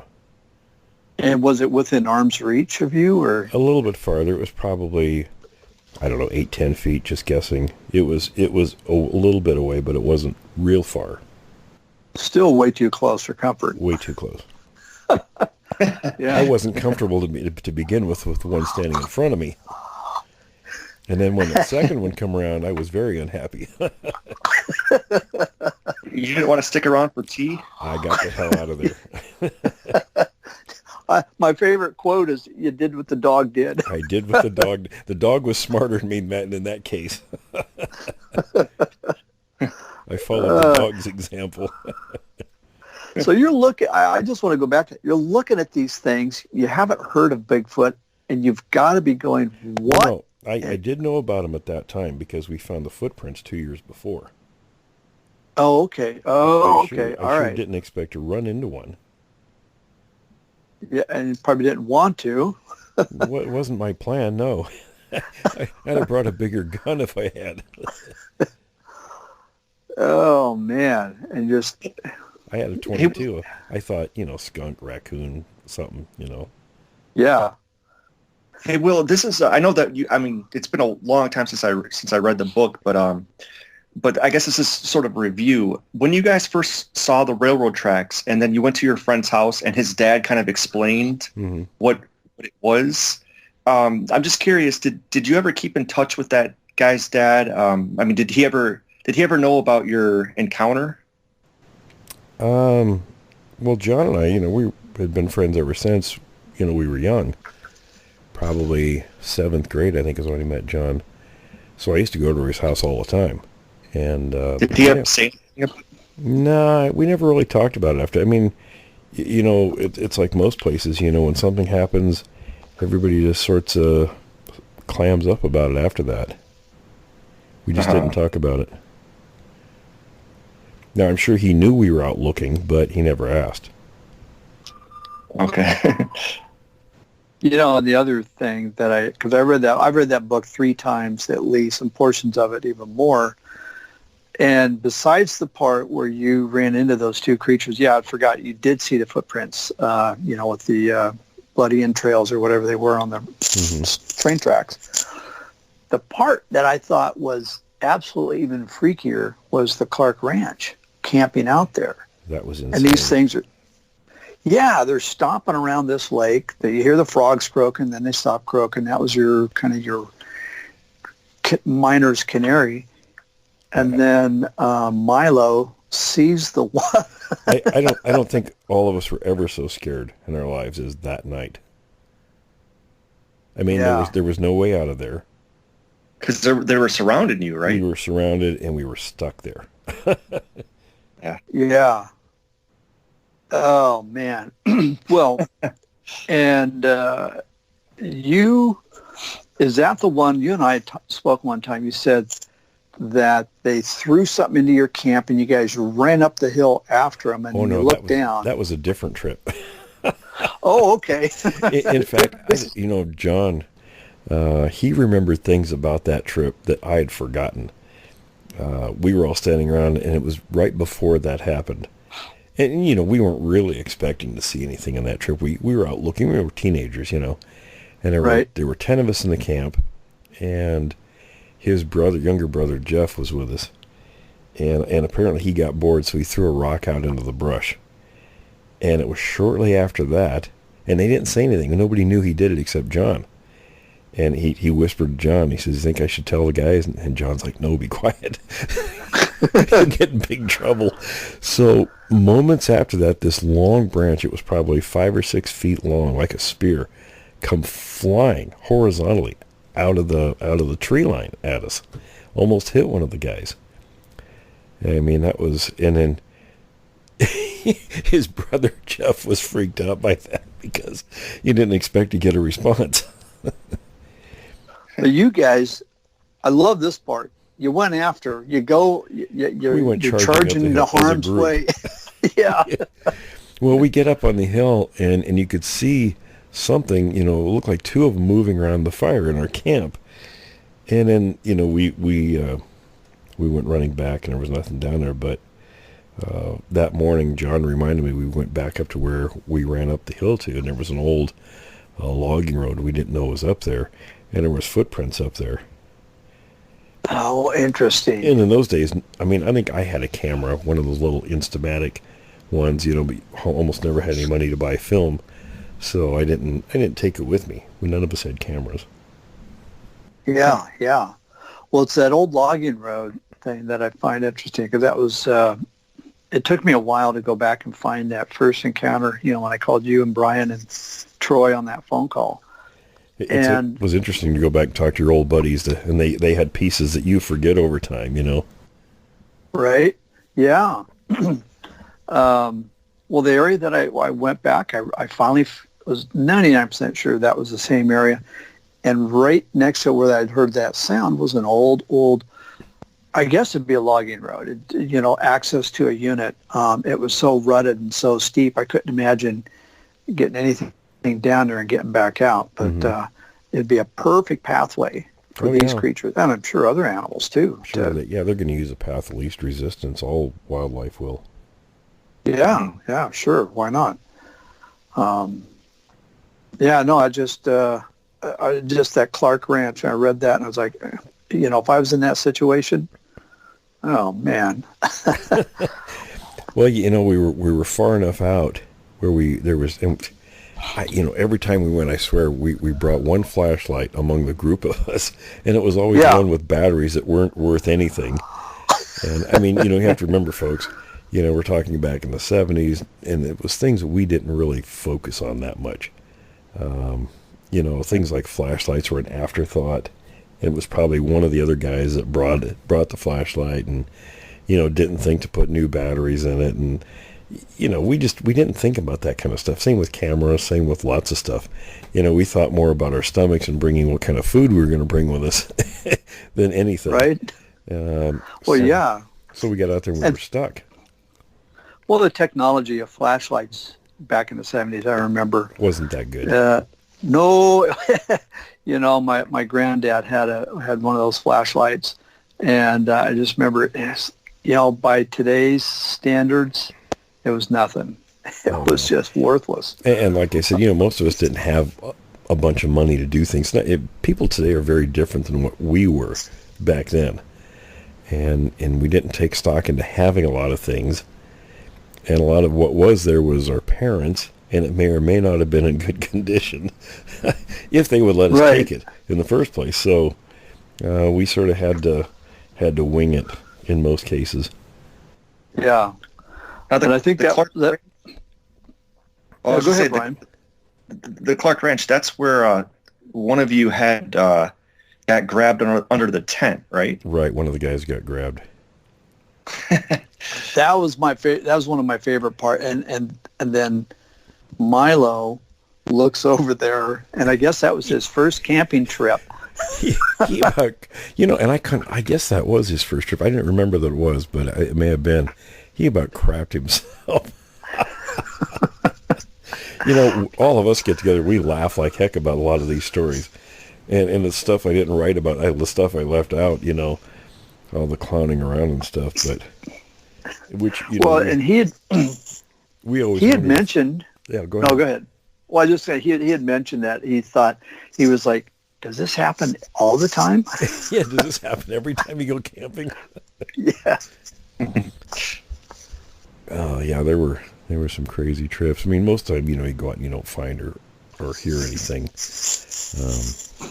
I can remember us going out, and we had one friend who was, he was always screwing with everybody, always messing around, and Mr. Jokester, you know, and like, for instance, this one trip, I remember me and somebody else snuck off from the rest of the group. There was a large group of us, and it was out in this open field with a lot of, what do they call them? I can't think of the type of bush that grows at them, but they get kind of big near Fort Lewis. And not roadies. No. But they grow like that. And for some reason, our presence wasn't missed. So we ended up sneaking on the group and scaring the hell out of everybody. And then one of the guys would sit around and I swear this guy could produce gas whenever he wanted to. And, it was grossing everybody out. And, typical teenage boy stuff. Yeah. And it's where when we went to the Mount St. Helens trip was one of our favorite discussions because we all, those of us who were there still laugh a lot about it. Our buddy Scott, he was very prim and proper sort of guy, wasn't into all the horseplay like the rest of us were. And I guess he'd just gotten fed up with this other friend of our, Brian's, nonsense. He was the one, the gas producer and all the stuff he would say and do. So the two college students who called me, they gave me the location of where the cabin was that the miners had in 1924 when they were attacked.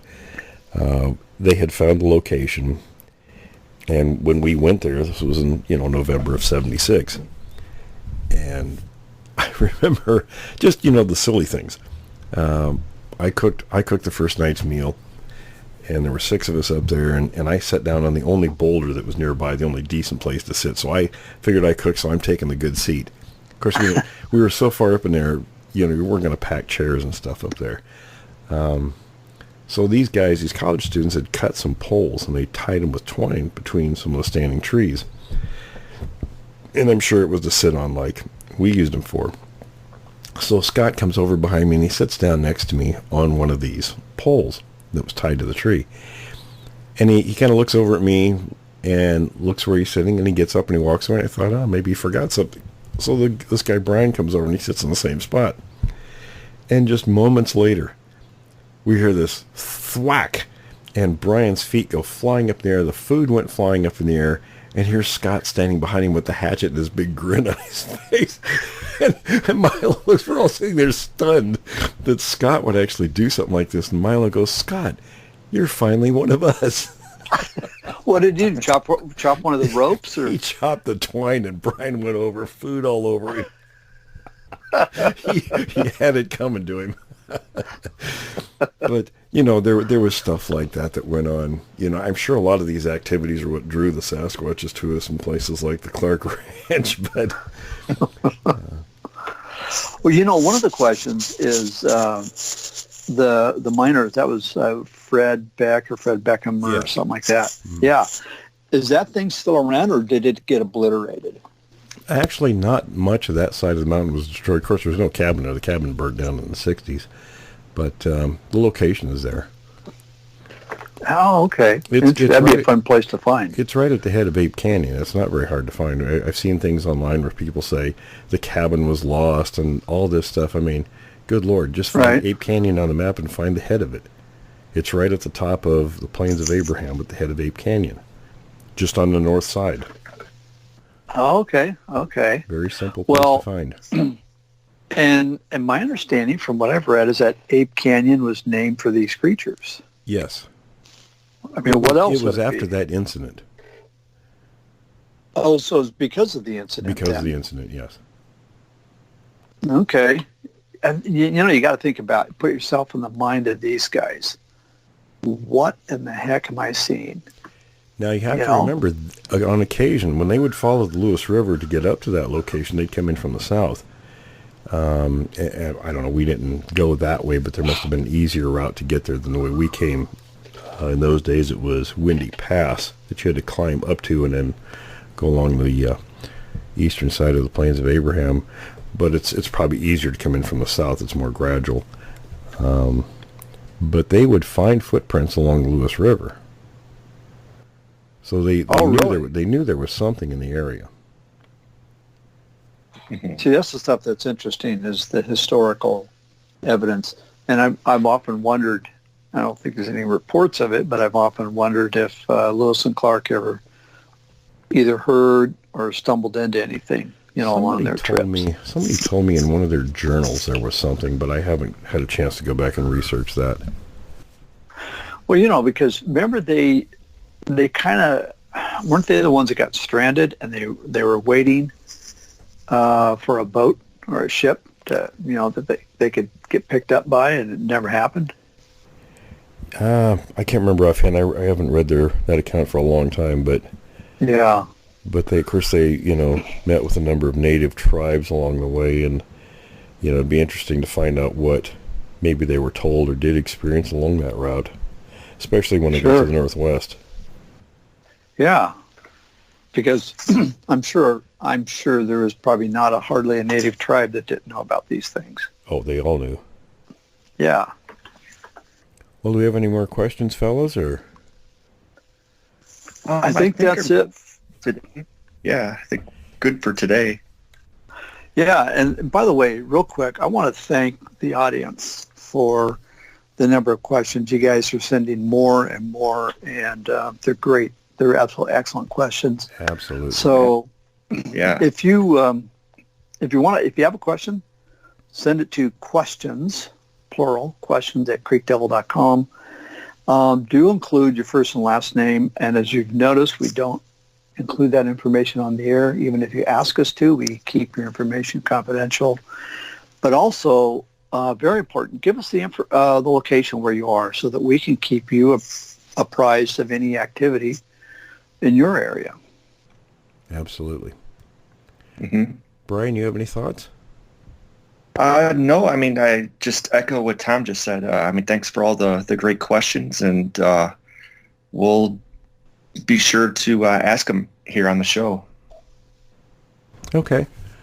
All right, fellas, well, listen, we'll wrap up here. Everybody stay tuned. You're going to find Jim's narration a very interesting one for this episode, so stay tuned for that.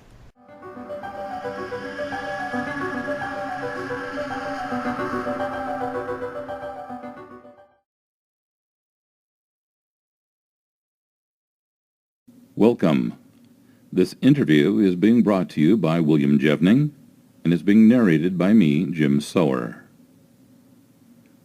On October 20th, 1967, at a place known as Bluff Creek, California, two men captured on film a creature that has been the source of much controversy ever since. There have been many theories and claims regarding this film, some supportive and some claiming hoax. The following interview by John Green of Bob Gimlin on videotape at Gimlin's home in Yakima, Washington in 1992 recounts events in Gimlin's own words. Green. This is John Green talking to Bob Gimlin in his home in Yakima, Washington. This is with regard to the movie that Bob and his friend Roger Patterson made 25 years ago in Northern California, Bluff Creek area, but we'll start a little further back than that. Now, you've known Roger for a long time, haven't you? Gimlin. Yes, I knew Roger in the early 1960s. I met Roger about 1958-59. Green. So that was before he got interested in Bigfoot? Gimlin. Yes, I can't recall just exactly when he did start talking to me about Bigfoot, but it was probably in the early 1960s. Green. Did you go out with him at all, looking into this? Gimlin.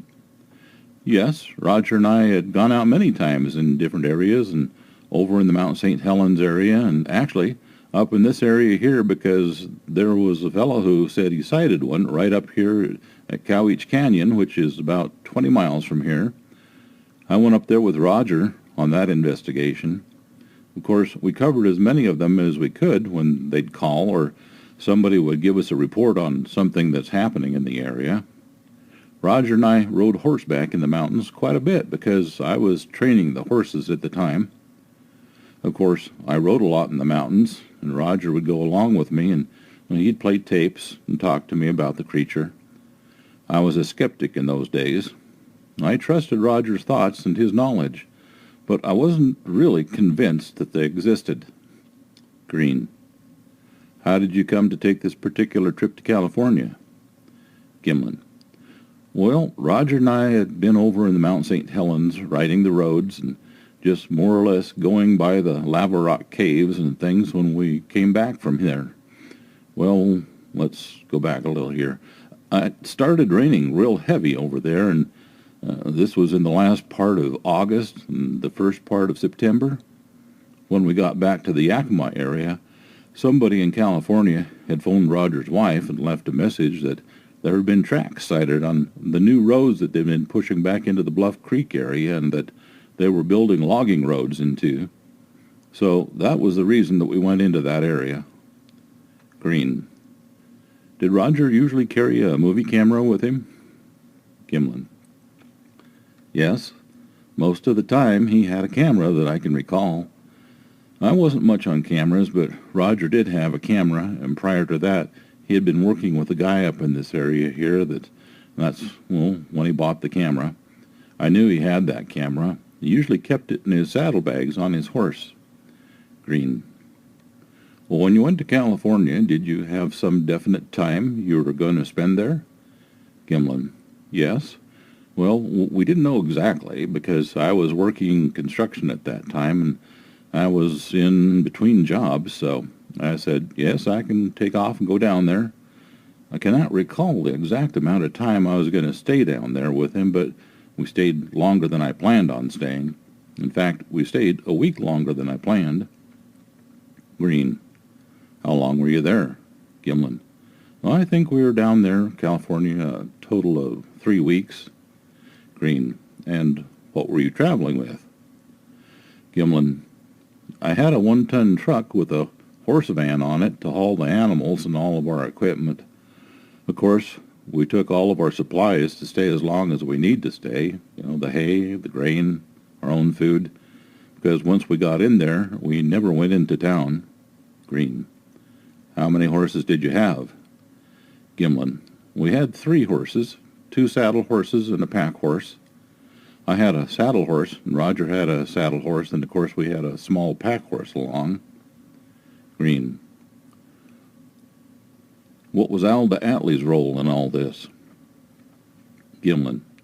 Well, Alda Atlee was Roger Patterson's brother-in-law, and he backed Roger financially with whatever expenses it took to go to these places. He was supposed to help me on some of the expenses, which I never did receive. Green. So you provided the truck and Gimlin. Yeah, and the fuel, and my own horse, and my own food. The agreement when we left on any of those investigations was that whatever Roger spent, that we would split up on the expenses and with me, but Alda Atlee was backing Roger because Roger didn't have a job at that particular time. Green. So, in fact, he only financed Roger. He didn't finance your share at all? Gimlin. No, he didn't finance my part of the trip at all. I had my own horse, my own equipment, and my own food. Well, I didn't expect somebody else to support me on that.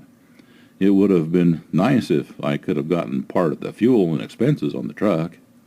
Green. So you went into an area where you heard that tracks had been seen fairly recently? Gimlin. Yes. Just prior to the time we had gotten there, they had sighted tracks on that Tuesday after being off over the Labor Day weekend. It had also started raining all up and down the west coast. By the time we got down there, these tracks supposedly were 3 different sizes, and they were just, globs in the mud as far as I was concerned. We couldn't get any plaster cast definition of them at all.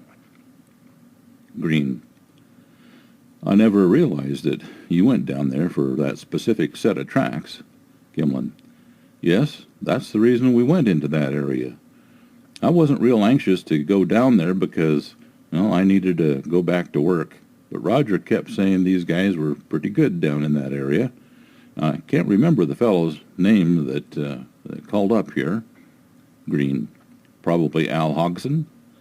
Gimlin. Yeah, that was it. It's Al Hodgson. But there was somebody else who had called Roger too, a guy that worked for the Forest Service. Green. Sil McCoy, maybe? Gimlin. Yes, I think that was his name. Yeah, McCoy. Something like that. Of course, it took me a while around here to get things ready so my wife could do my chores because I had animals at that time. And to be able to feed them and take care of them, to be gone that long, why, I had to make provisions for her to take care of the animals. Green. That was interesting because, I was there. I saw those tracks that you're referring to. When I was there, Al Hodgson told me that he was expecting Roger. Well, Maybe he'd called him already by then. Gimlin. Yeah, may have. Green. I took that to mean that Roger already had a trip there planned before that. Gimlin. Uh-huh. Well, I don't recall whether he had a trip planned prior to the call or not. In fact, I don't think he did. Like I said, we'd been in the Mount St. Helens area, and when I came back here, I was going to go back to work in 2 weeks. Then I talked to him, Roger, again. We said that we were kind of in between jobs, so we can take a couple weeks off. And that's mainly the reason I went down, and Roger went with me because, it was my equipment. Green. So what did you do when you got there? Gimlin. Well, first we set up camp, of course. Then the way we do is just ride the roads. When these guys were working on the roads with bulldozers and everything, as quick as they'd quit working, we'd ride up and down in that area and search for tracks or whatever we'd run into. Then we would take the 1-ton pickup truck, and when the equipment's off the road, so we'd drive the roads. We would drive the roads at night real slow, looking for tracks crossing the road. Of course, in the daytime, we couldn't drive on the roads because, they were working on the roads up in there. They had started logging in some areas, and the logging trucks had started coming down from there. We covered as many miles as we could with the amount of time that we had. We could only go out so far, and we had to go back to camp. We did ride back to camp and use the truck to drive the roads at night. Green. What happened on this particular day? Gimlin. The day we got the film footage, I left early in the morning and Roger slept in. I just rode out and around. I always got up early, and so I rode on out. My horse loosened a shoe, and I came back in to tack the shoe on tighter. About 10 o'clock, mid-morning or so. I sat around there for a little while because Roger was gone when I got back. Supposedly, he had gone down the creek there, Bluff Creek there, and after a while, he came back and asked what area I had covered that morning. I told him, and he says, well, why don't we ride up into this area we had ridden into before, a desolate type area down a couple of canyons. There's a creek running through it. So we went ahead and fixed lunch, and he said, well, let's get our gear together so when we ride out, we can stay if we have to, and stay a little bit later into the night if we need to. Well, we packed up the pack horse, and it was about midday, perhaps a little bit after noontime, when we went around this bend in the creek bed. There was a fallen tree, and as we came around it, there was this creature standing by the creek. That's when everything started happening. The horses started jumping around, raising the devil and spooked from this creature. Well, Roger, his horse was rearing up and jumping around. He slid off him, got his camera out in the saddlebag, and he started trying to get pictures of this creature as it was walking away. The film footage that you see, the Patterson film, is what was acquired from that particular sighting in the few seconds that we had to take pictures with. And then Roger ran out of film in the camera. The reason for him running out of film was as we were riding up there, we just took our time and fooled around. It was in the fall of the year. The maple trees were turning red, and it was kind of pretty, and Roger was taking pictures of me riding up the canyons, pictures of the trees, and photographing the surrounding areas. So when this all happened, we didn't have much film left in the camera, unfortunately. Some of it was kind of blurry because he was running across a creek to get a better view, a closer view of the creature in a better way and get more pictures of it. When he did run out of film, well, naturally it was one of those old cameras that he had to get under a poncho to change the film. We went to catch his horse and the pack horse because I kept my horse under control. I had my horse with me all the time. So we caught his horse, got the new film out of the saddlebags. He got under his old poncho and changed the film around. Then we tried to track the creature on up from where we'd just seen it. He didn't have much luck doing it. Then we decided it was getting late in the afternoon. In that area, that time of year, the sun goes down about 3:30 or 4 o'clock.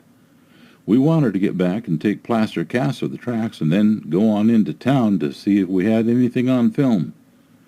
We weren't sure from Roger stumbling and falling on the sandbar and getting up and running. We didn't even have an idea that we had anything on film at that time. In fact, it was doubtful that we did have anything. Green. So you cast the tracks the same day? Gimlin. Yes, we did. In fact, right that afternoon. By the time we got the tracks cast and the different deals that we did to cast the tracks done, well, it was getting late. It was almost dark by the time we got back to the truck and got the horses fed and tied up. By the time we got into town at Al Hogson's store, it was good and dark. I imagine it was about 8:30, 9 o'clock. Then we went on over to whatever town that was to mail the film up to Al Diatley, Roger's brother-in-law, so he could take it and get it developed to see if there was really anything on the film. Okay, I'll go back a little bit to the casting of the tracks. I rode the big horse. The horse that I was riding was around 1,300 pounds. I rode him alongside the tracks with this new film in the camera. Roger took pictures of how deep the horse's prints were in the soil compared to the creature's tracks. Then I got up on a stump, which was approximately 3 to 4 feet, We didn't measure it. Probably should have. Anyway, I jumped off with a high-heeled boot as close to the track as we could. Then we took pictures of that to illustrate the depth that my footprint went into the same dirt with the high-heeled cowboy boot. And, at that time, I weighed 165 pounds. These were all things that we did prior to leaving the scene. It was a good thing we did, because that night, when we came back, of course, we were pretty excited about just seeing it, and we sat there and talked about it until 12:30 or 1 o'clock in the morning. Around 5:30 a.m. or so, it started raining, and it was just a pouring down rain. I told Roger we better get up there and do something about the tracks or they'd wash out. And he said, no, it'd stop raining after a while. Well, I went on ahead and got up and put the saddle on my horse and decided I'd ride up there while it was raining really hard. And Roger says, it'll quit, don't ride up there. I said, no, I'm going to go ahead and ride on up there. Well, I'd gotten a couple of cardboard boxes from Mr. Hodgson to cover up these tracks the night before. So I went outside to get the couple of boxes that we'd folded up out there. They were just soggy old pieces of cardboard. I disregarded taking those back up there, so I rode back up to the scene, pulled some bark off some trees and covered up the tracks as best I could, and then went back to camp. By then, we decided it wasn't going to quit raining. The little creek that was 6 or 7 feet across was now 10 or 12 feet across and 4 feet deep. We were on the side of the creek, which had to be crossed with a truck to get out to the main road. I said, well, I'm going to go ahead and get across the creek with the truck and get started out. And of course, Roger thought it would stop raining, and he suggested I leave him there and come back and pick him up. Well, in the meantime, they had called the track dog people in Canada, and they were supposed to come down. I think they also phoned you, Mr. Green, and Renee DeHinden. I'm not sure when all that happened, but I do remember the people in Canada had been called with the track dogs to come on down to see if we could track it up through the mountains from where we last saw it.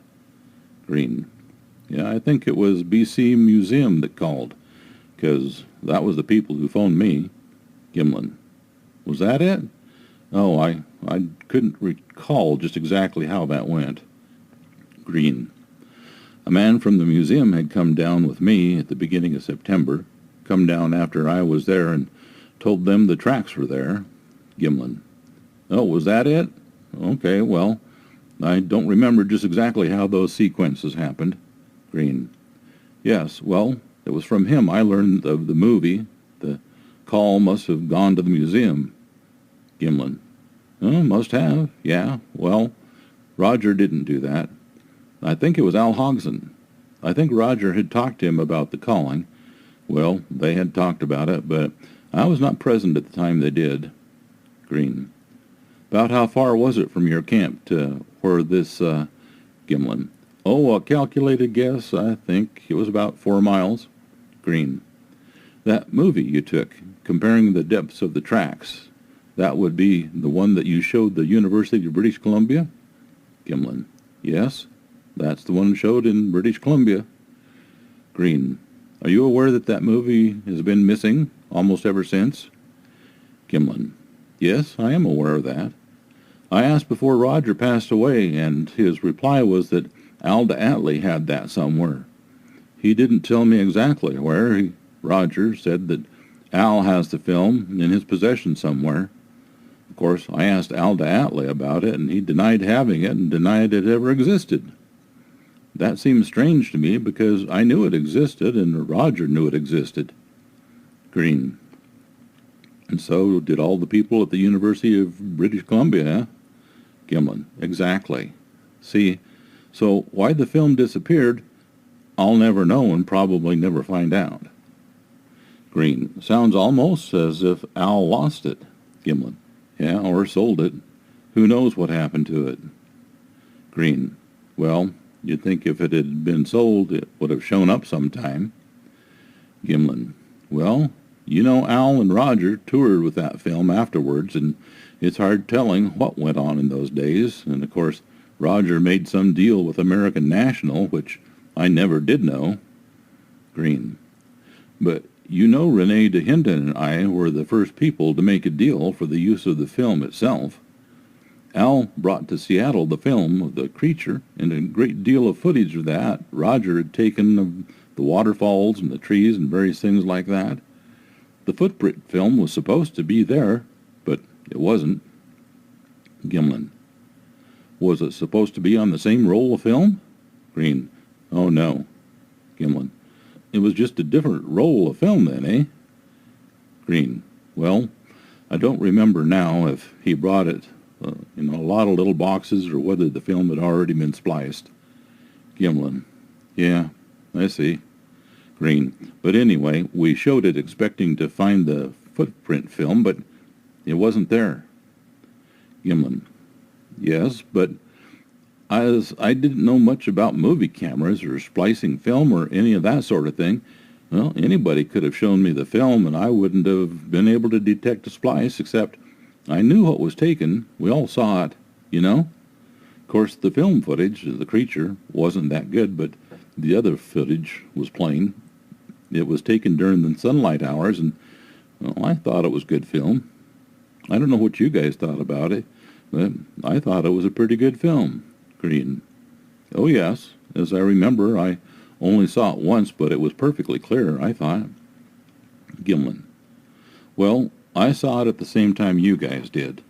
I don't really recall everything that happened way back then now, but, of course, there's a lot of speculation at the time, and Roger and Al had big dollar signs in their eyes, you know. They were just going to go here and go there, and, well, we did travel a lot with that film. There was a lot of money spent. Of course, Argosy bought one article at that particular time. I think it was the fall of 1967. Argosy bought the article. After that, Al and Roger traveled with the film and promoted it somewhat. That was about the time I went back to work because I didn't have any income. They just kind of cut me out completely of the thing. It took me forever to, well, kind of break even. After Roger died, I had to go to court to get any rights and all out of it, which, was kind of an odd thing. But between Mrs. Patterson's attorney and her, it was a deal where they did not recognize that I had any interest at all in the film. At one time, I was supposed to be one-third partner on everything that happened, if there was money coming in, but then that all changed. The film itself, now maybe Al lost it. I really don't know what happened to that film footage where Roger and I took film of the tracks and my boot tracks and the horses and so forth. Green. Remember how deep the horse tracks were compared to that of the Sasquatch tracks? Gimlin. Well, the horse tracks were not as deep as the Sasquatch tracks, of course. I just walked the horse through. I walked him as slow as I could, but you figure he was distributing his weight on 4 feet. The tracks were better than half as deep, but they weren't as deep as the tracks of the creature. Green. But the area of the 4 hoof prints wouldn't be any greater than two of those footprints, would it? Gimlin. No. No, the hoofprint area, if you're familiar with sizes of horses' hoofprints, well, the horse wore a size 1 shoe, which is not quite 6 inches in diameter, probably more like 5 inches in diameter with a number 1 shoe on the front foot. The shoes were a little smaller on the back feet. They were size 1s trimmed down is what they were.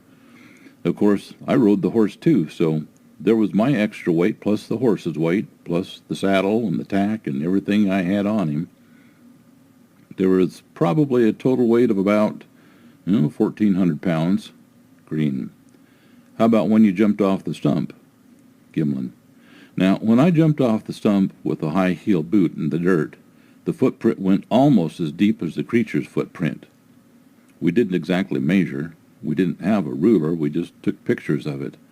Viewing it, the film, you could actually tell better for depth. By looking at it and making a judgment on the side of it, it wasn't as deep as the creature's footprint. They weren't exactly side by side either. There were probably 2 or 3 feet between my track and the creature's track, but there was some distance between them. The soil was practically the same. That soil had all been washed in there from the flood a year prior. There could have been some variation in the soil. We really didn't get into it that deep. It was a thing where, we were pretty excited about it and all, and there was a time element there to get all these things done before dark. Green. You know, when you walked around the tracks, when you took that movie, your boot tracks were there too, weren't they? Gimlin. Yes, right. We walked around it quite a bit, trying to stay out of the tracks as much as possible. Green. But still, you would have been close then. Gimlin. Oh yeah, just walking.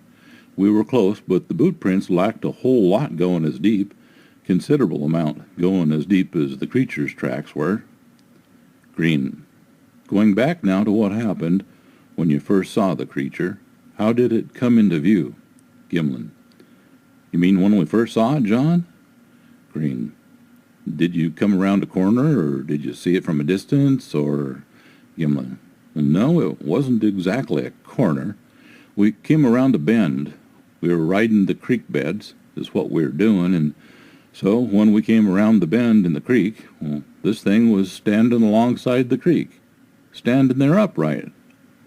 We were about 60 to 80 feet away from it when we first saw it.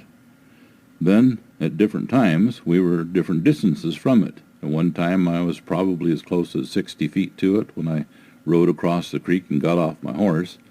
When Roger ran across the creek, the thing immediately started walking away. Then, whenever it was that the horses started spooking and throwing fits, the commotion started and the creature just started walking away. Green. So it was standing when you first saw it? Gimlin. Yeah, it was standing still right at the edge of the creek when we first saw it. Yes. Green. Right at the edge? Gimlin. Right by the edge of the creek, yes. Green. But fully upright. Gimlin. Fully upright, standing upright, yes. Green. What exactly did the horses do? Gimlin. Well, Roger was in the front, and his horse tried to spin around and come back. I was riding behind him on the big horse, leading the pack horse along. My horse was kind of spooky, but not near as bad as Roger's horse. Roger's horse was a spooky little horse. He was young, and the horse I was riding was an older cow horse, been roped on and used for a lot of things. Roger's horse threw all kinds of fits, and when Roger got off the horse, he ran off, and the pack horse jerked free from me and ran off back down the way we came. Green. Did Roger's horse buck? Gimlin. No, it never did buck. Just reared and jumped all around. His horse was in front of me, and of course I wasn't looking straight at him all the time. This all happened in a couple of heartbeats, you know. It happened fast. Green. But then Roger's horse didn't go down? Gimlin. No, it didn't fall down, just reared up is all. Green. Well, because this has been said since, that Roger's horse fell down. Gimlin. No, his horse never did fall down. No. Green. Okay, well, that's interesting. So did he get the camera while he was still on the horse? Gimlin. Yes, while he was stepping down off the horse. Well, a lot of people have asked me about that, and they probably don't realize the agility that Roger had. He was a tremendous athlete. Roger had tremendous agility. He had been a rodeo rider and did gymnastics, and this wasn't a full-size horse Roger was riding either. It was a pony, a small horse. Green. Yeah, I've seen those little horses. He used to haul them in a Volkswagen bus. Gimlin. Yeah, we used to haul 2 of them in a VW bus. Roger rode these horses because they were easy to get on and off, and because Roger wasn't a very big man. So actually, when he was getting off his horse, he always kept that saddlebag ready.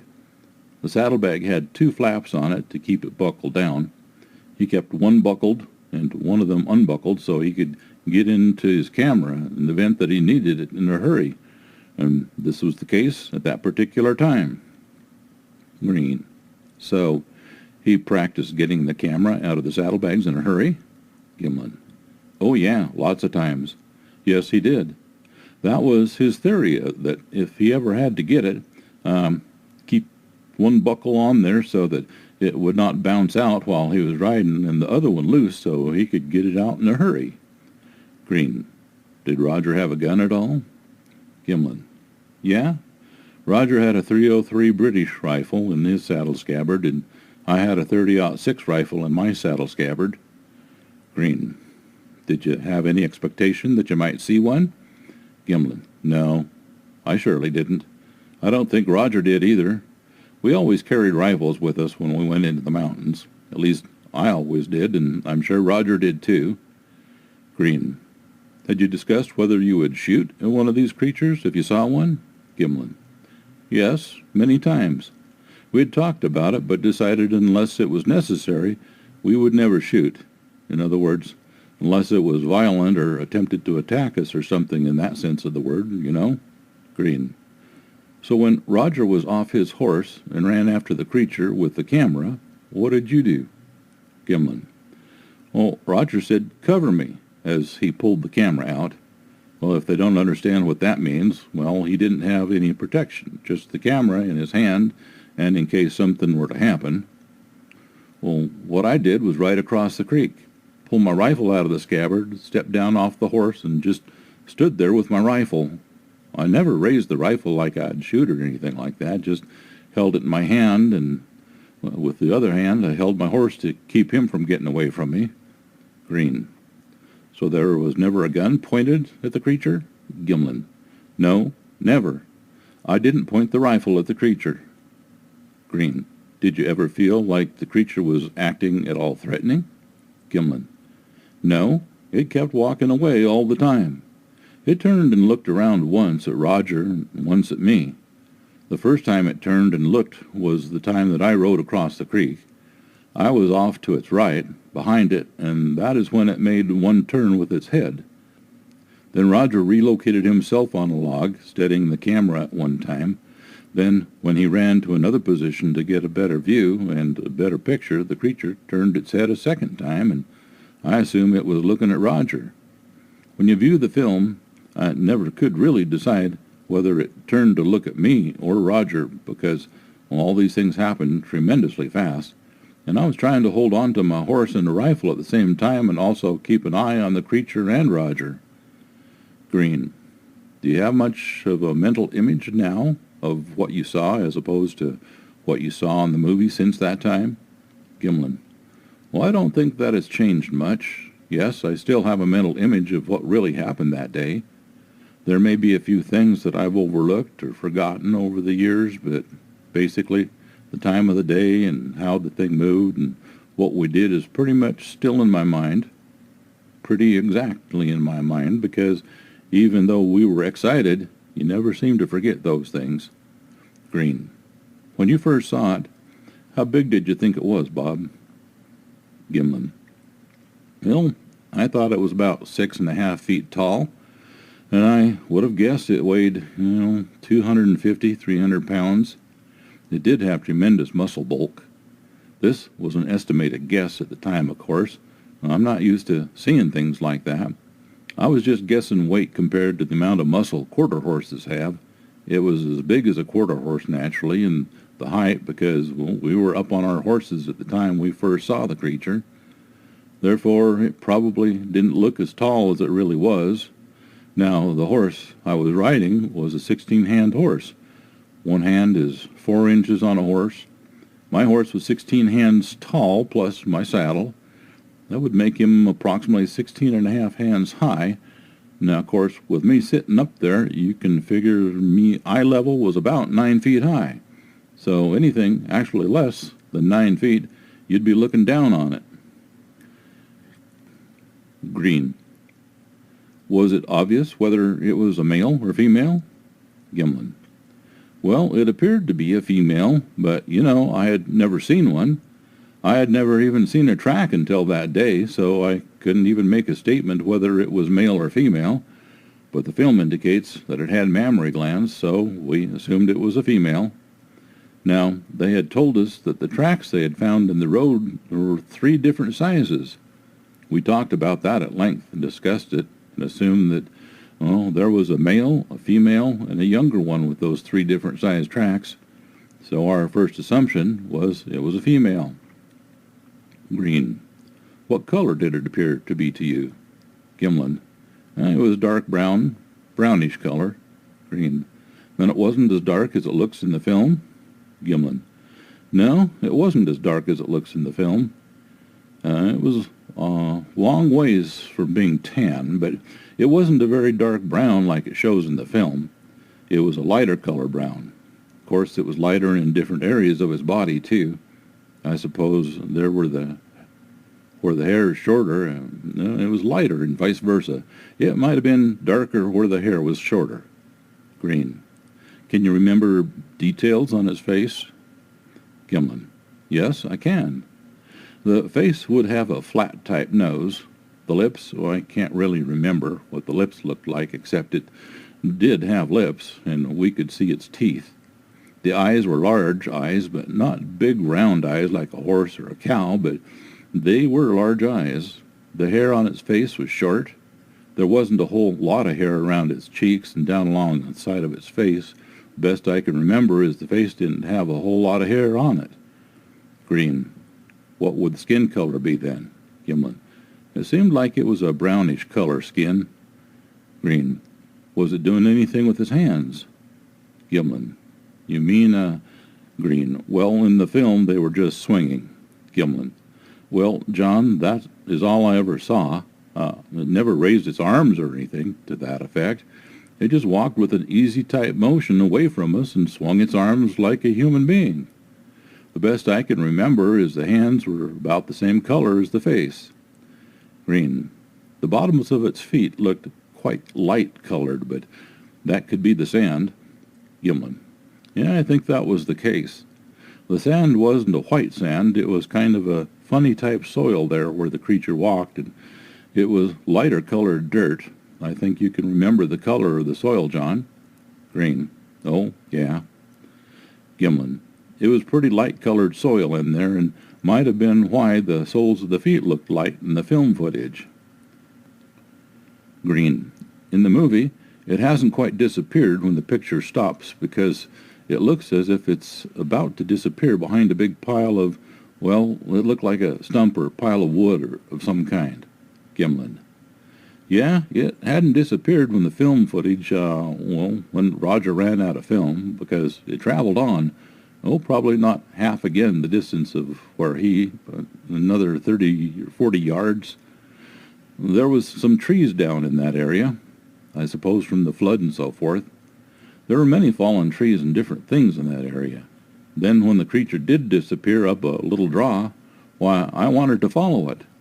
Of course, Roger didn't want to follow it because he was on foot and he didn't want to be left there.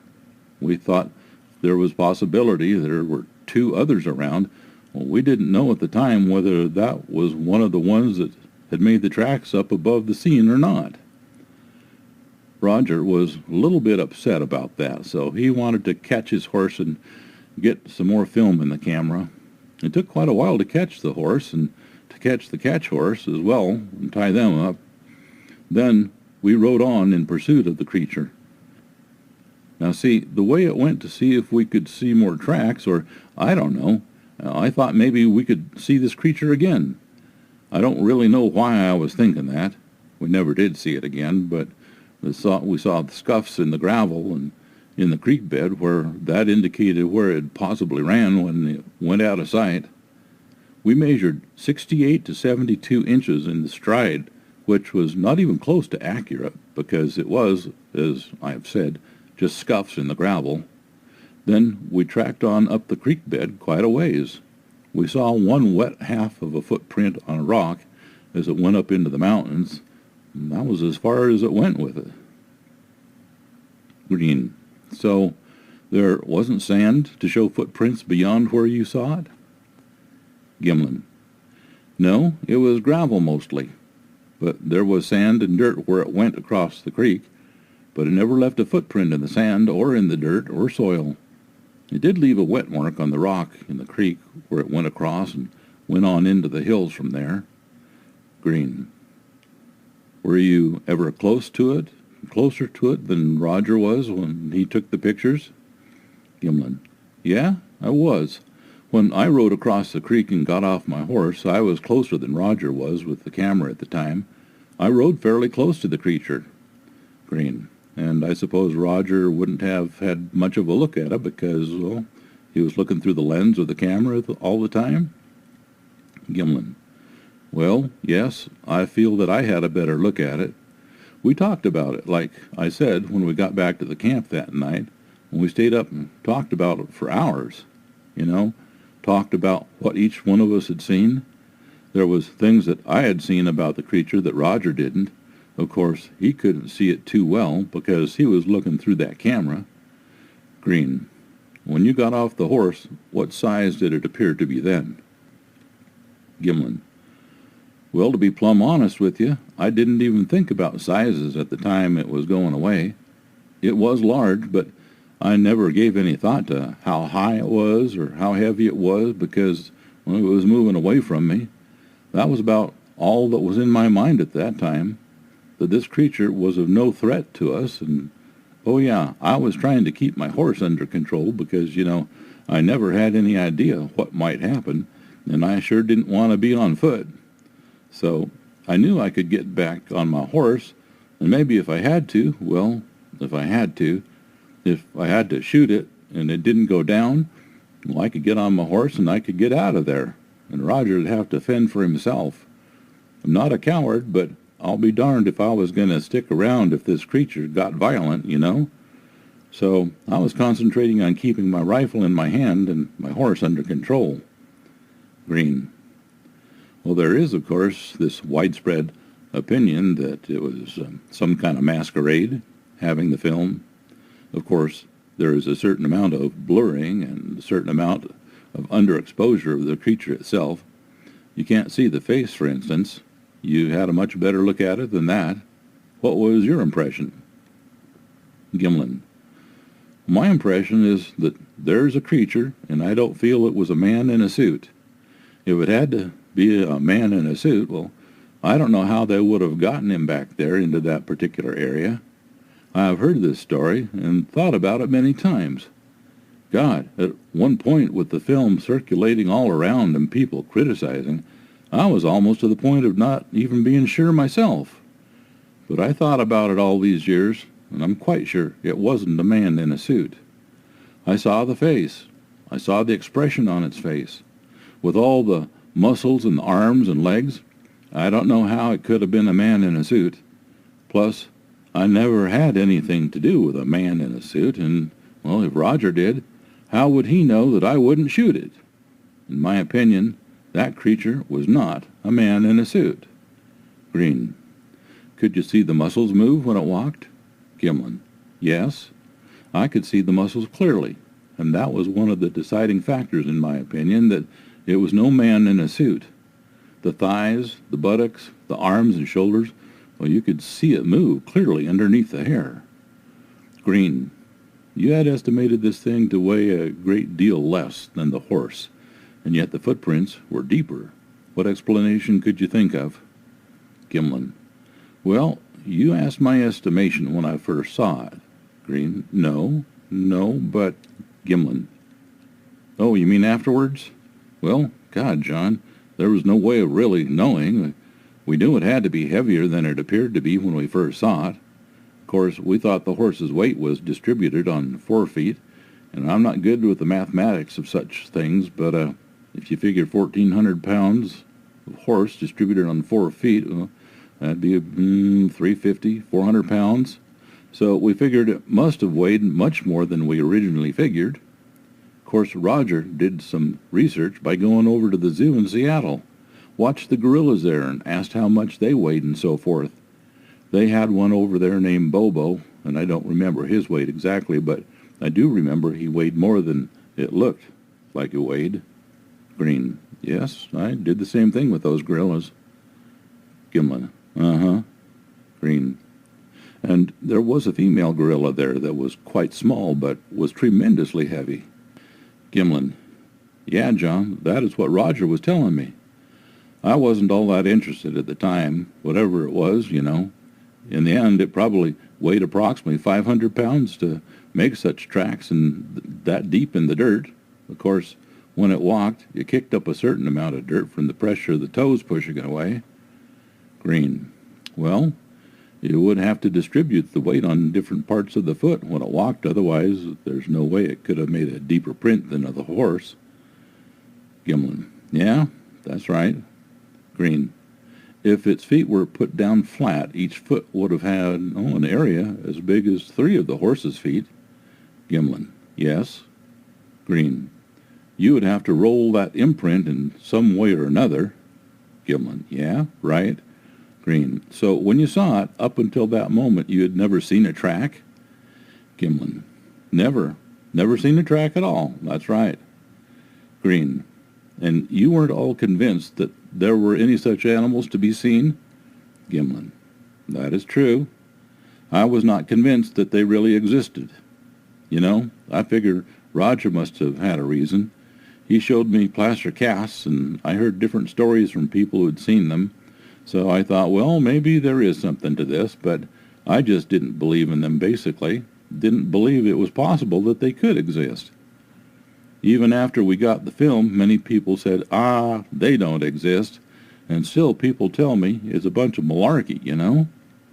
There will always be a certain amount of people you just can't convince lest they see one. Green. Well, when you did see it, there wasn't any doubt that you were looking at an animal, was there? Gimlin. There's no doubt in my mind at all. Green. Okay. That ought to do it, Bob. Thanks a lot. Gimlin. You're quite welcome, John. That's the end of the interview. Thank you for listening. Thanks for listening to this episode of Creek Devil. If you or anyone you know has had an encounter with these creatures, please contact us at williamjevning@yahoo.com. That's William, Jevning, @yahoo.com. All communication is confidential. Join us for another program next week. And until then, keep your eyes open out